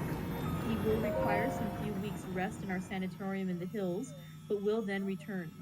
He wishes me to say that he has not sufficient money with him, and that he would like to pay for his staying here, so that others who need help shall not be wanting for help. Believe me, yours, with sympathy and all blessings, Sister Agatha. P.S. My patient being asleep, I open this to let you know something more. He has told me all about you, and that you are shortly to be his wife. All blessings to you both. He has had some fearful shocks, so says our doctor, and in his delirium his ravings have been dreadful, of wolves and poison and blood, of ghosts and demons, and I fear to say of what. Be careful with him always, that there may be nothing to excite him Be careful with him always, that there may be of nothing to excite him of this kind for a long time to come. The traces of such an illness as his do not lightly die away. We should have written long ago, but we knew nothing of his friends, and there was on him nothing that any one could understand. He came in the train from Klausenburg, and the guard was told by the station master there that he rushed into the station shouting for a ticket for home. Seeing from his violent demeanor that he was English, they gave him a ticket for the furthest station on the way thither that the train reached. Be assured that he is well cared for. He has won all hearts by his sweetness and gentleness. He is truly getting on well, and I have no doubt will in a few weeks be all himself. But be careful of him for safety's sake. There are, I pray God and St. Joseph and St. Mary, many, many happy years for you both.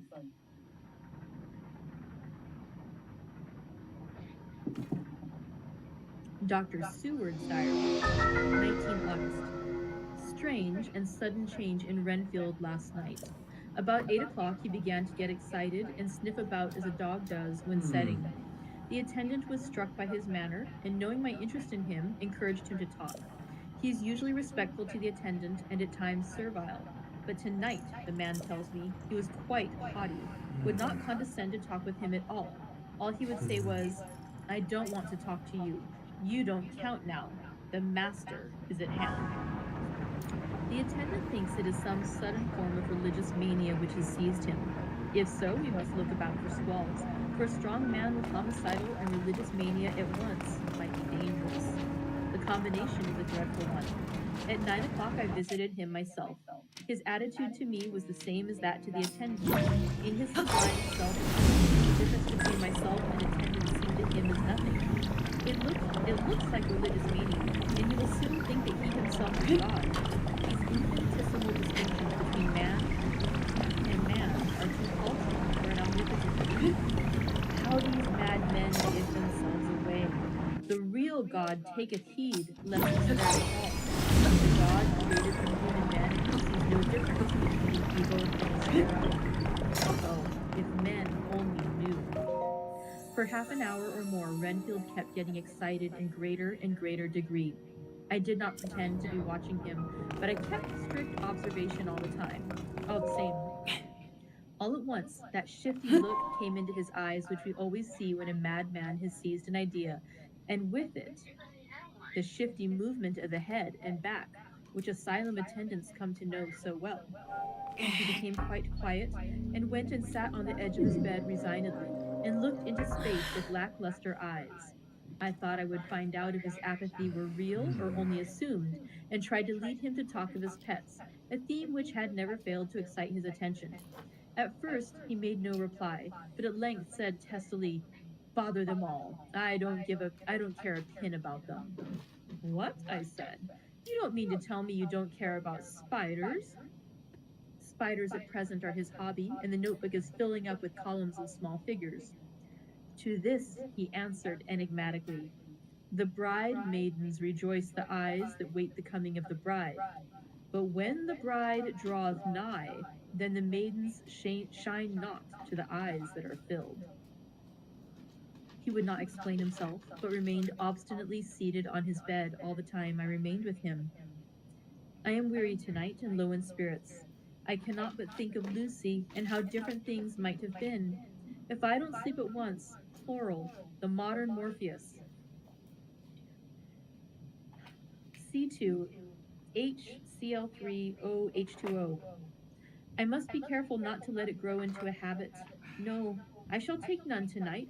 I have thought of Lucy, and I shall not dishonor her by mixing the two. If need be, tonight shall be sleepless. Later. Glad I made the resolution, gladder that I kept to it. I had lain tossing about, and had heard the clock strike only twice, when the night watchman came to me, sent up from the ward, to say that Renfield had escaped.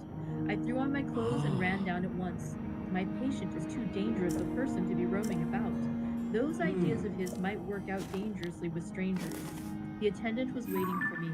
He said he had seen him not 10 minutes before, seemingly asleep in his bed, when he had looked through the observation trap in his door.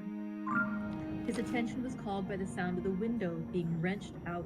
He ran back and saw his feet disappear through the window, and had at once sent up for me. He was only in his night gear and cannot be far off.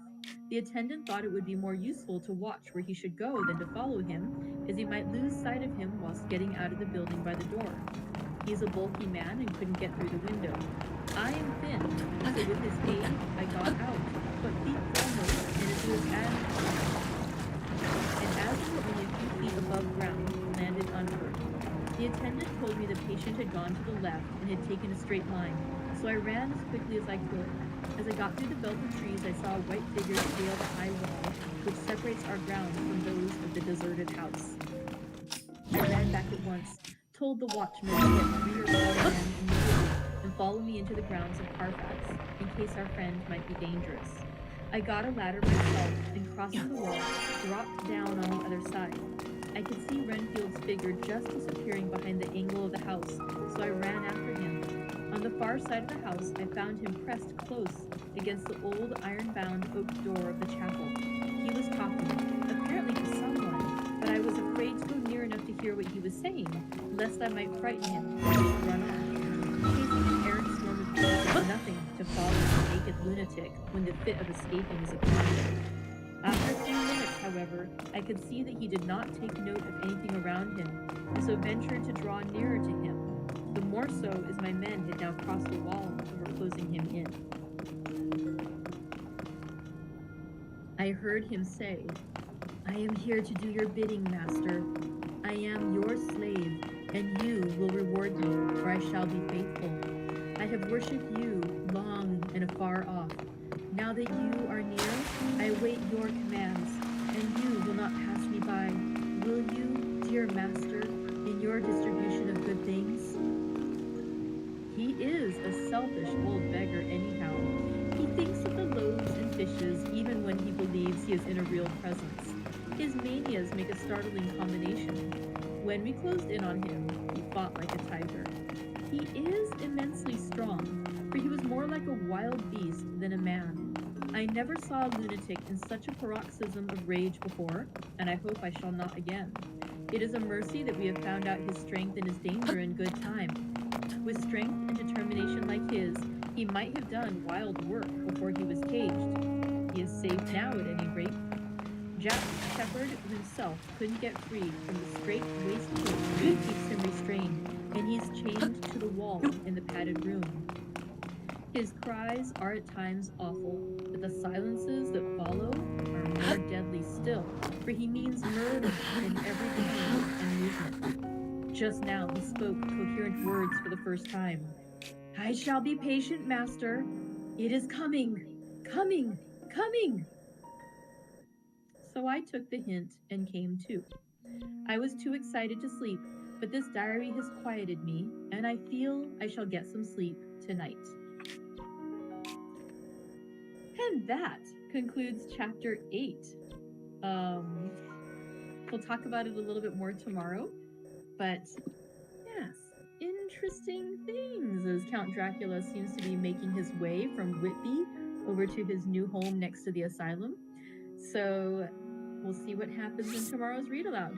Thank you very much for joining me today. I hope you're enjoying a wonderful tea, perhaps, and I hope you're enjoying our read along together. I'll see you next time, and until then, bye-bye. Hi friends, welcome back. I'm Christina, the manager at the Pacific Beach Library. Thank you for joining me for day 9 of our read along together of Dracula. Let's see. Okay, so I thought we'd start out with a little tea today. Today is a loose leaf Earl Grey tea. It's actually been steeping for a few minutes. But again, I love the clear teapot. I can see it's gotten a lot of good steeping already, so I'm ready to go in. I love this one. It smells so good. Hi, Helen. How you doing? So good. All right. So let's see. Today we're on chapter 9, and I did not mark on my thing with my usual bookmark. Okay, found it. All right. So in chapter 8, yesterday we read Mina Murray's journal, and it was really interesting. So basically, there was a lot of Lucy and Mina. Mina, of course, is staying with her good friend Lucy Winestra, who is having some interesting sleepwalking. And in this chapter, the main thing that happens with this is that on the night of August the 11th, Lucy starts sleepwalking again, as she has been doing for a while now, and she actually leaves the house. And when Nina goes to her, she sees her outside. You can see her like over the hill, and that she's at the cemetery, like at the spot where they usually sit overlooking the shore. And so Mina runs out there,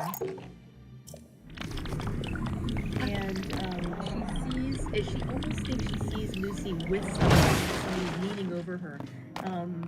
But of course, when she gets closer, Lucy's quite alone. She's lying over the tombstone of the empty grave that they like to sit on.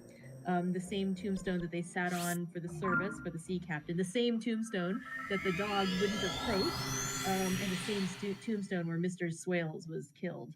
Da, da, da. So we can probably assume that this is Dracula with Lucy at that tombstone. And it's interesting too, it's kind of funny. Lucy's outside in her nightgown, and when Mina finds her, she wraps her up in a cloak that she's brought with her, and she pins it around Lucy's neck. And later when they get back to the bedroom, she sees that there's some little marks, little pinpricks, it looks like, in Lucy's neck. And so she's worried that she may have accidentally pricked Lucy's neck. The next thing, she's like, it's okay, it's small, there's a little drop of blood, but Lucy seems not bothered by it, and in fact, she seems to be having a wonderful day the next day. The next night, Lucy again tries to go out. Nina is now locking the door and wearing the key to the door around her wrist, so Lucy cannot escape during the night. Days go by, this is still happening, and then eventually she starts seeing happening is Lucy, instead of trying to leave the room, is going to the window. And when she's at the window, she sees her one day. Mina is coming back to see Lucy looking out the window, and there appears to be a bat flying around by her, or a big black bird. Also, Lucy makes some comment one night while they're watching the sun setting that the red sky looks like his red eyes again. They're just the same. So again, she too has seen the eyes of Dracula, even though she's sort of been like it doesn't seem quite real.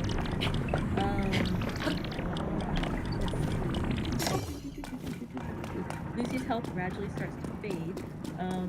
She seems to be the little pinpricks in her neck, they see the little dots with red centers, they seem to be still open and getting worse, and she seems pale and rather anemic. And so again, from this we can deduce that Dracula is feeding upon her. Also in the chapter we get some business correspondence. There are some gentlemen who are handling the shipping of those crates of earth that were shipped out on the Demeter.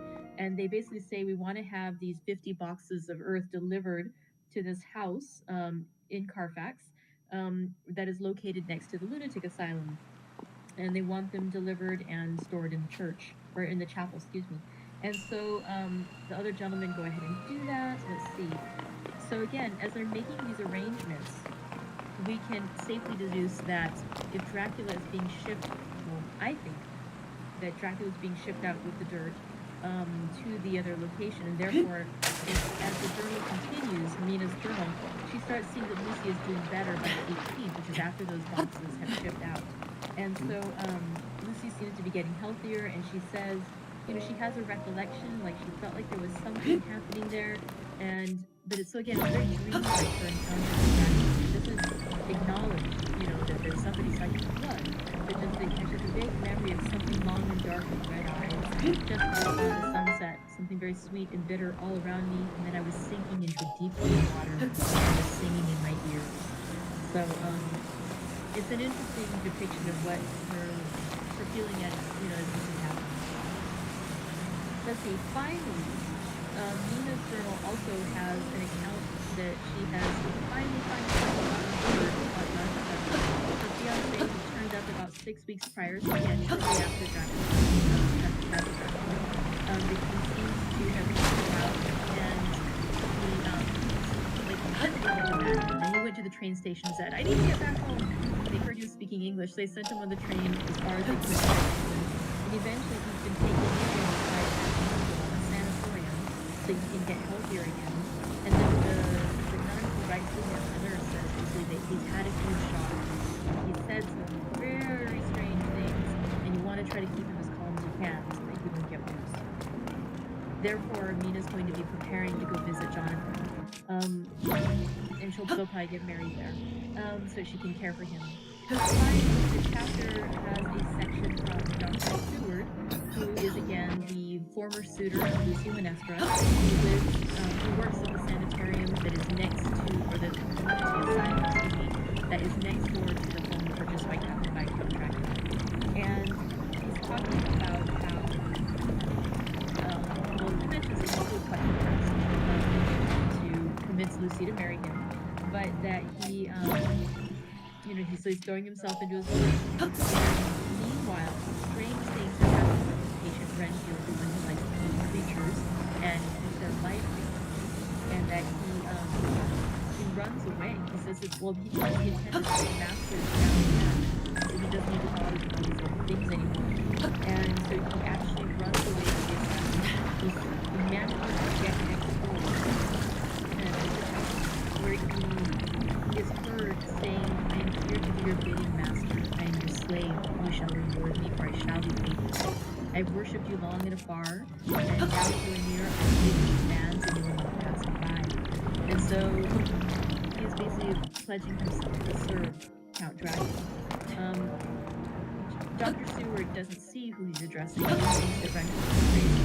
And they actually do retrieve him, lock him up in the asylum with a straitjacket, and the chapter ends with Dr. Seward's reflections. Okay, so a lot of stuff. So now let's see. Let's see Nestor. She'll get healthier. Let's see his. I just noticed something interesting too. It's interesting. Chapter 9, on the one heading it says Mina Murray's journal, but on the other, at the start of this first section of chapter 9, it says letter, Mina Harker to Lucy Westra. Okay, let's start with that. That's exciting. All right, letter, Mina Harker to Lucy Westenra, Budapest, 24 August.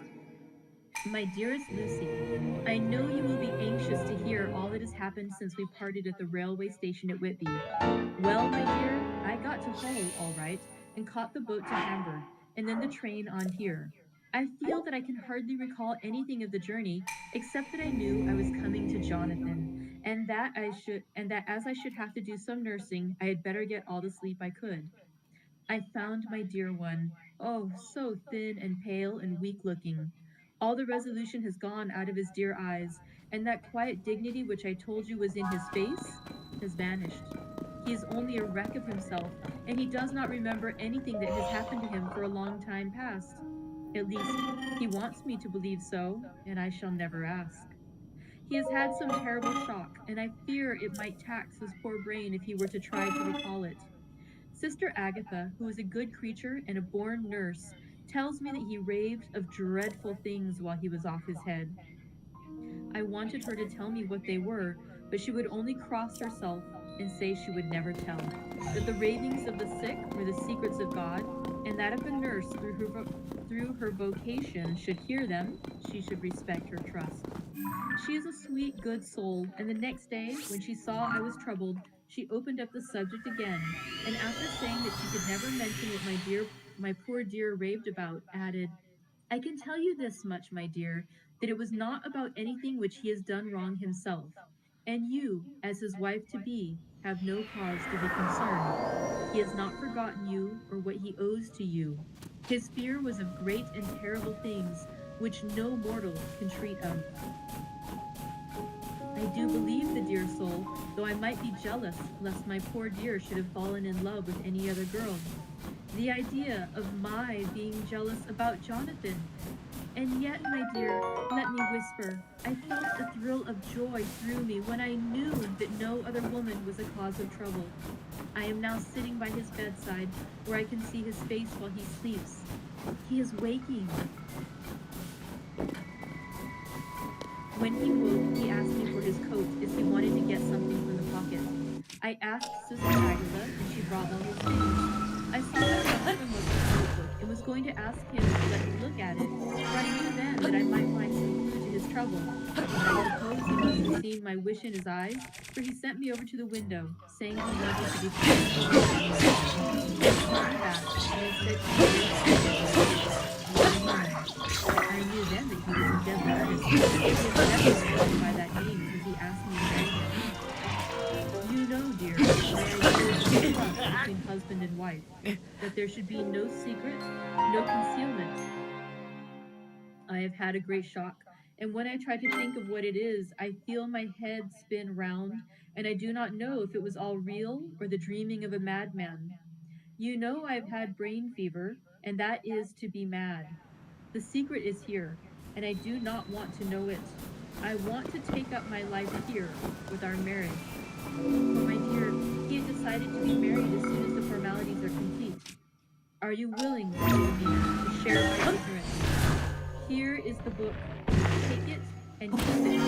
Read it if you will, but never let me know. Unless, indeed, some solemn duty should come upon me to go back to the bitter hours, awake, asleep or awake, sane or mad, recorded here. He fell back exhausted, and I put the book under his pillow and kissed him. I have asked Sister Agatha to beg the Superior to let me write to you this afternoon, and am waiting for reply. She has come and told me that the chaplain of the English Mission Church has been sent for. We are to be married in an hour, or as soon after as Jonathan awakes. Lucy, the time has come and gone. I feel very Jonathan woke up and he sat up in bed,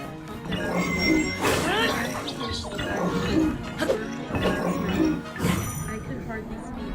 My heart was the dear sisters were so kind.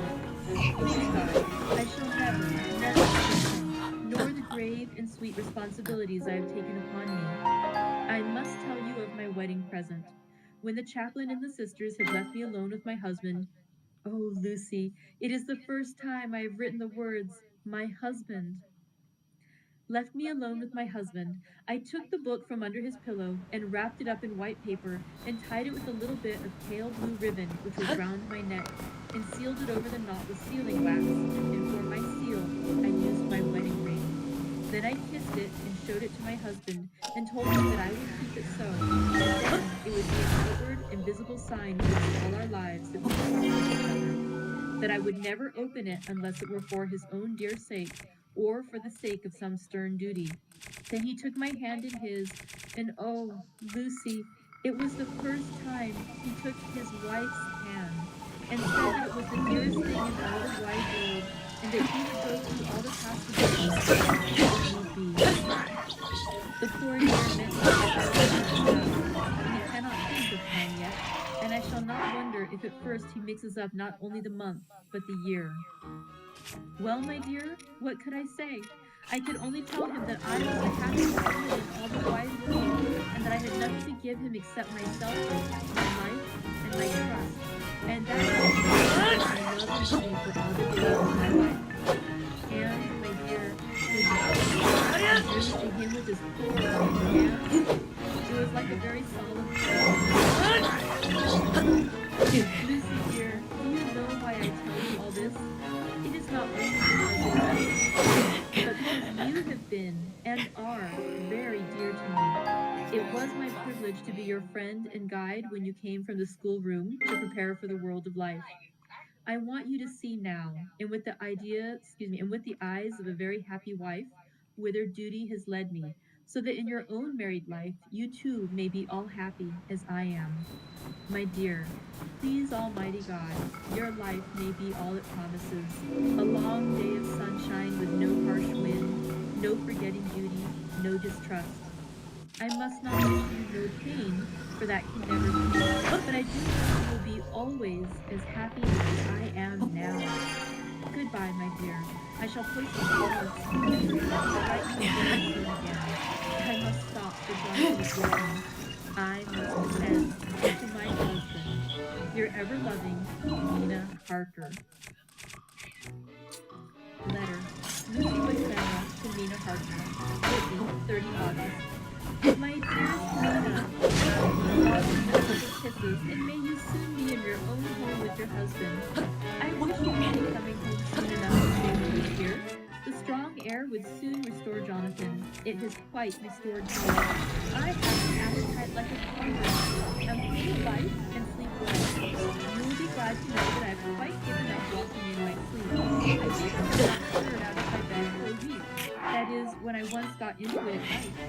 Arthur says I am getting fat. We have such walks and drives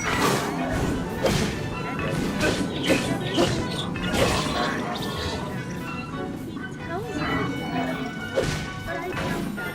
For at first he told me he couldn't love me. There he is, calling me. So no more distant presence.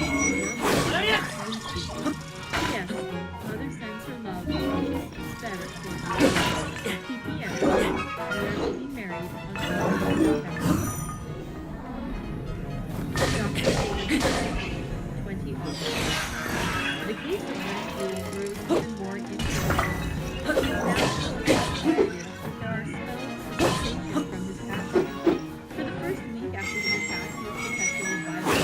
Then one night, just as the moon rose, and kept murmuring, now I can wait. Now I can wait. So I ran down at once to have a look at him. He was still in the straight waistcoat and in the padded room, but the suffused look had gone from his face, and his eyes had something of their old pleading, I might almost say cringing, softness. I was satisfied with his present condition and directed him to be relieved. The attendants hesitated, but finally carried out my wishes without protest. that the patient had humor enough to see their distrust, for, coming close to me, he said in a whisper, all the while looking furtively at them, "They think I could hurt you. Fancy me hurting you? The fools." It was soothing somehow to the feelings to find myself dissociated even in the mind of this poor madman from the others. But all the same, I do not follow his thought. Am I to take it that I have anything in common with him, so that we are, as it were, to stand together? Or has he to gain from me some good so stupendous that my well-being is needful to him? I must find out later on. Tonight he will not speak. Even the offer of a kitten, or even a full-grown cat, will not tempt him. He will only say, "I don't take any stock in cats. I have more to think of now, and I can wait. I can wait." After a while, I left him. The attendant tells me that he was quiet until just before dawn, and that then he began to get uneasy, and at length violent, until at last he fell into a paroxysm which exhausted him so that he swooned into a sort of coma. 3 nights has the same thing happened. Violent all day, then quiet from moonrise to sunset. I wish I could get some clue as to the cause. Violent all day, then quiet from moonrise to sunrise. I wish I could get some clue to the cause. It would almost seem as if there was some influence which came and went. Happy thought! We shall tonight play sane wits against mad ones. He escaped before without our help. Tonight he shall escape with it. We shall give him a chance and have the men ready to follow in case they are required. 23 August. The unexpected always happens. How well Disraeli knew life. Our bird, when he found the cage open, would not fly, so all our subtle arrangements were for naught. At any rate, we have proved one thing, that the spells of quietness last a reasonable time. We shall in future be easy to ease his bonds. We shall in future be able to ease his bonds for a few hours each day. I have given orders to the night attendant merely to shut him in the padded room when once he is quiet until an hour before sunrise. The poor soul's body will enjoy the relief, even if his mind cannot appreciate it. Hark! Unexpected again. I am called. The patient has once more escaped. Later, another night adventure. Renfield artfully waited until the attendant was entering the room to inspect. Then he dashed out past him and flew down the passage. I sent word for the attendants to follow. Again he went into the grounds of the deserted house, and we found him in the same place, pressed against the old chapel door. When he saw me, he became furious, and had not the attendant ceased to him, he would have tried to kill me. As we were with him, a strange thing happened. He suddenly redoubled his efforts, and then, as suddenly, grew calm. I looked round instinctively, but could see nothing. Then I caught the patient's eye and followed it, but could trace nothing as it looked into the moonlit sky, except a big bat, which was flapping silently away to the west. Bats usually wheel and flit about, but this one seemed to go straight on, as if it knew where it was bound for, or had some intention of its own. The patient grew calmer every instant and presently said, "You needn't tie me. I shall go quietly." Without trouble, we came back to the house. I feel there is something ominous in his calm, and shall not forget this night. Lucy de Senra's diary. Killingham, 24 August. I must imitate and keep writing things down. Then we can have long talks when we do meet. I wonder when it will be. I wish she were with me again, for I feel so unhappy. Last night I seemed to be dreaming again, just as I was at Whitby. Perhaps it is the change of air, or getting heat again. It is all dark and horrid to me, for I can remember nothing. But I am full of vague fear, and I feel so weak and worn out. When Arthur came to lunch, he looked quite grieved when he saw me, and I had the spirit to try to be cheerful. I wonder if I could sleep in Mother's room tonight. I shall make an excuse and try. 25 August. Another bad night. Mother did not seem to take to my proposal. She seems not too well herself, and doubtless continues to worry me. I tried to keep awake and succeeded for a while, but when the clock struck 12, it waked me from a doze, so I must have fallen asleep. There was a sort of scratching or flapping at the window, but I did not mind it, and as I remember no more, I suppose I must then have fallen asleep. More bad dreams. I wish I could remember them. This morning I am horribly weak. My face is ghastly pale, and my throat pains me. It must be something wrong with my lungs, for I don't seem ever to have air enough. I shall try to cheer up when Arthur comes, or else I know he will be miserable to see me so.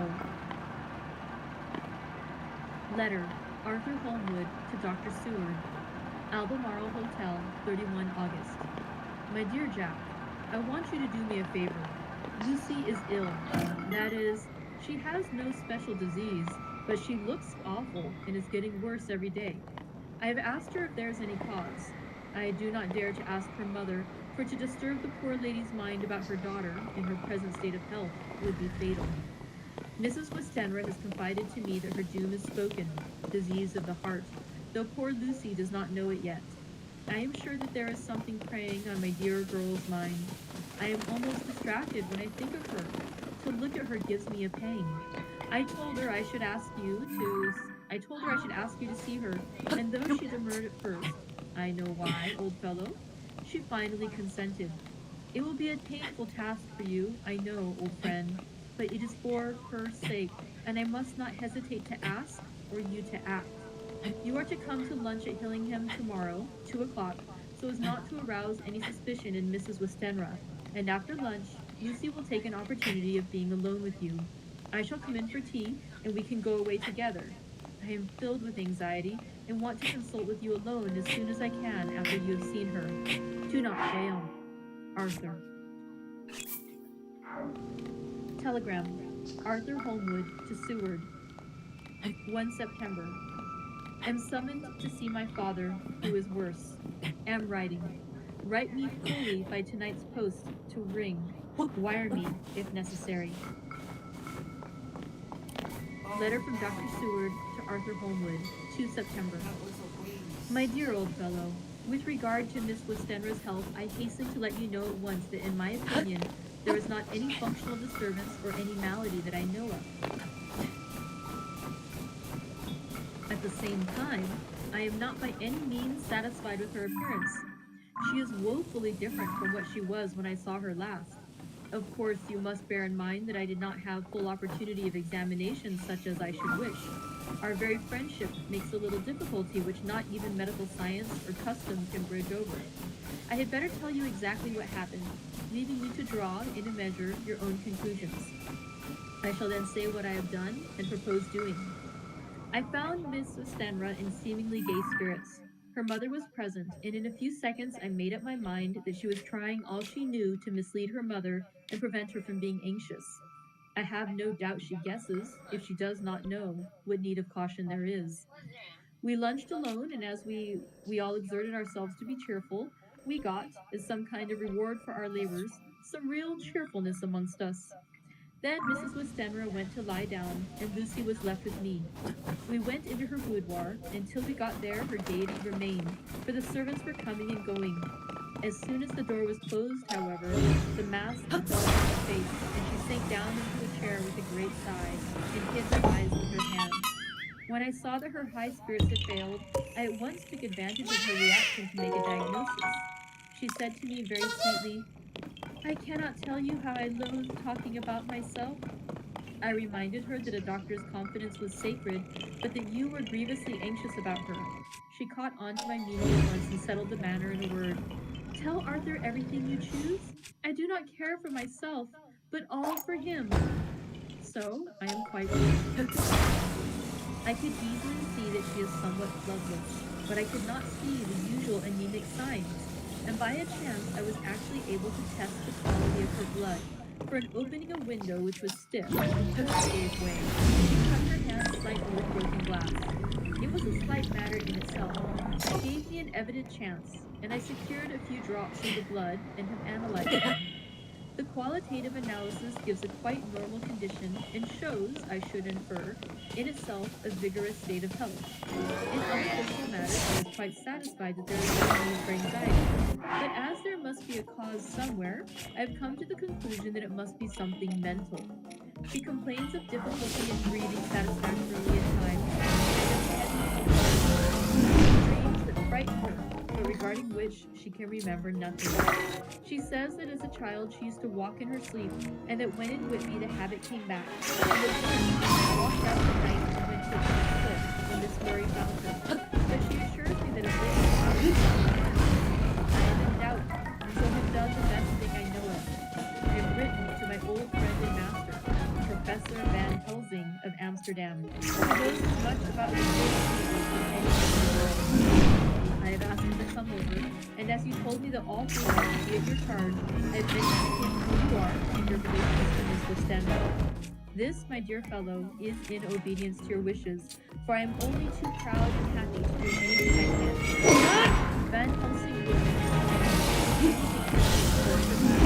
so no matter on what grounds he comes, we must accept his wishes. He is seemingly arbitrary man, but this is because he knows what he's talking about. But this is because he knows what he's talking about better than anyone else. He is a philosopher and a metaphysician and one of the most advanced scientists of his day, and he has, I believe, an absolutely open mind. This is my nerve, the temper of the iceberg, an indomitable resolution, self-command, toleration exalted from virtues to blessings, and the kindliest and truest heart of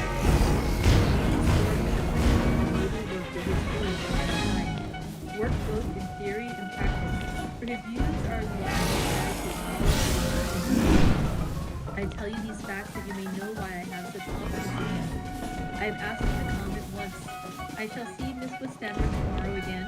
She is to meet me at the door, so that I may not alarm her by too early a repetition of my call. Yours always, John Seward.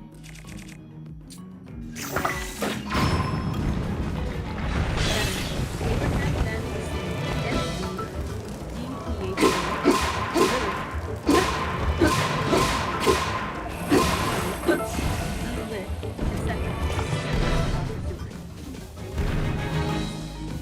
September.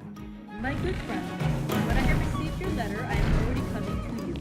By good fortune, I can leave just at once without longing for those who have trusted me. Were fortune other, then it were bad for those who have trusted, for I come to my friend when he tell me to aid those who have. Tell your friend that when that time comes from my wound, so swiftly the poison of the gangrene from that knife that our other friend, so nervous, even more for him who wants my aid, and would call for them,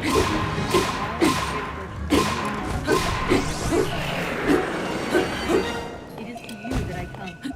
Have near to hand, and please it so arrange that we may see the young lady not too late on tomorrow, for it is likely that I may have to return here that night. But if need be, I shall come again in 3 days, and stay longer if it must. Till then, goodbye, my friend John. Van Helsing. Letter, Dr. Seward to Honorable Arthur Holmwood. 3 September. My dear Art, Van Helsing has come and gone. He came on with me to Hillingham, and found that, by Lucy's discretion, her mother was lunching out, so that we were alone with her. Van Helsing made a very careful examination of the patient. He is to report to me, and I shall advise you, for of course I was not present all the time. He is, I fear, much concerned, but says he must think. When I told him of our friendship and how you trust to me in the matter, he said, "You must tell him all you think. Tell him what I think if you can guess it, if you will. Nay, I am not jesting.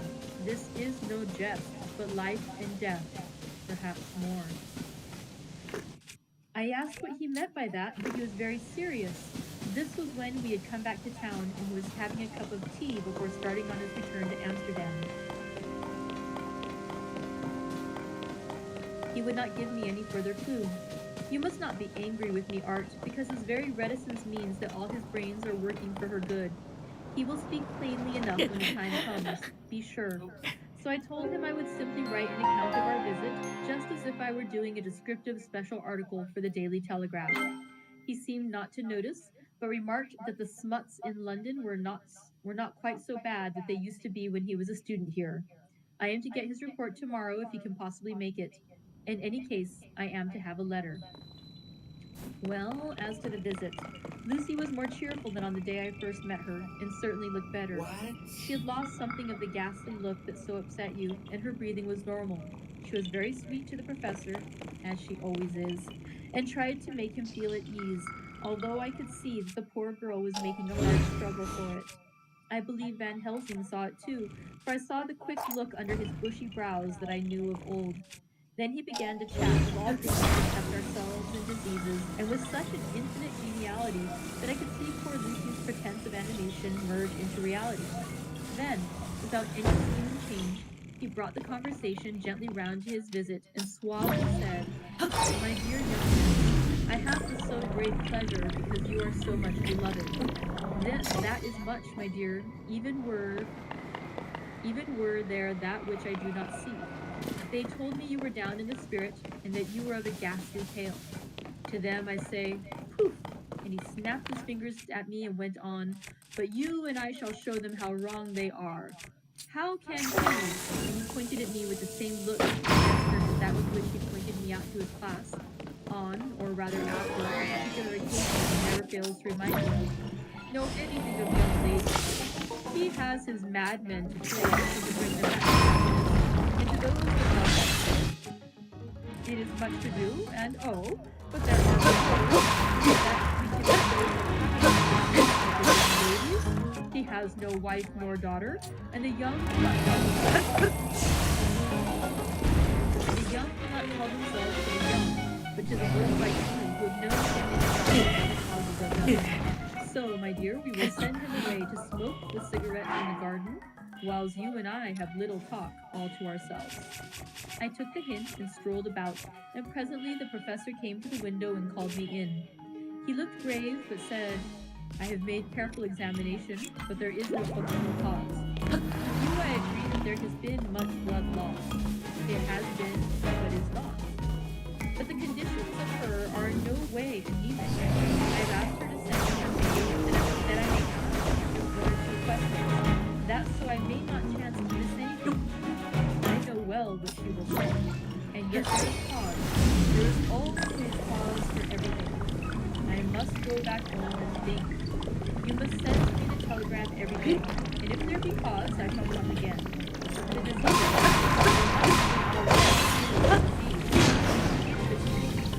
and the sweet young dear, she interests me too. She charmed me, and for her, if not for you or disease, I could. As I tell you, he would not say a word more, even when we were alone. I shall keep stern watch. I do not think my father is rallying you. It must be a placed in such a position between two people who are both so dear to you. I know your idea of duty to your father, and you are right to stick to it. But if need be, I shall send you word to come at once to Lucy, so do not be over anxious unless you hear from me. Dr. Seward's Diary. 4 September. Zoophagous patience still keeps up our interest in him. He had only one outburst, and that was yesterday at an unusual time. Just before the stroke of noon, he began to grow restless. The attendant knew the symptoms and at once summoned aid. Fortunately, the men came at a run and were just in time, for at the stroke of noon he became so violent that it took all their strength to hold him.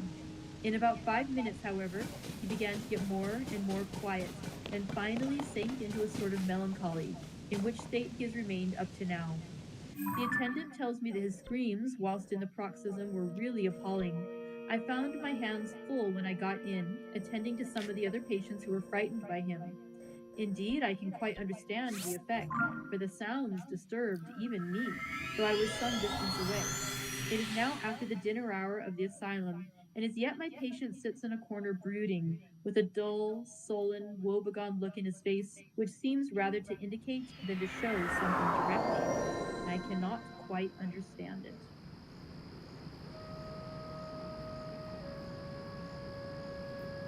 I'm gonna do an interruption. End of part 1. Again, by simply listening, slow down. See this on peaceful week. Catch you guys on the flip side.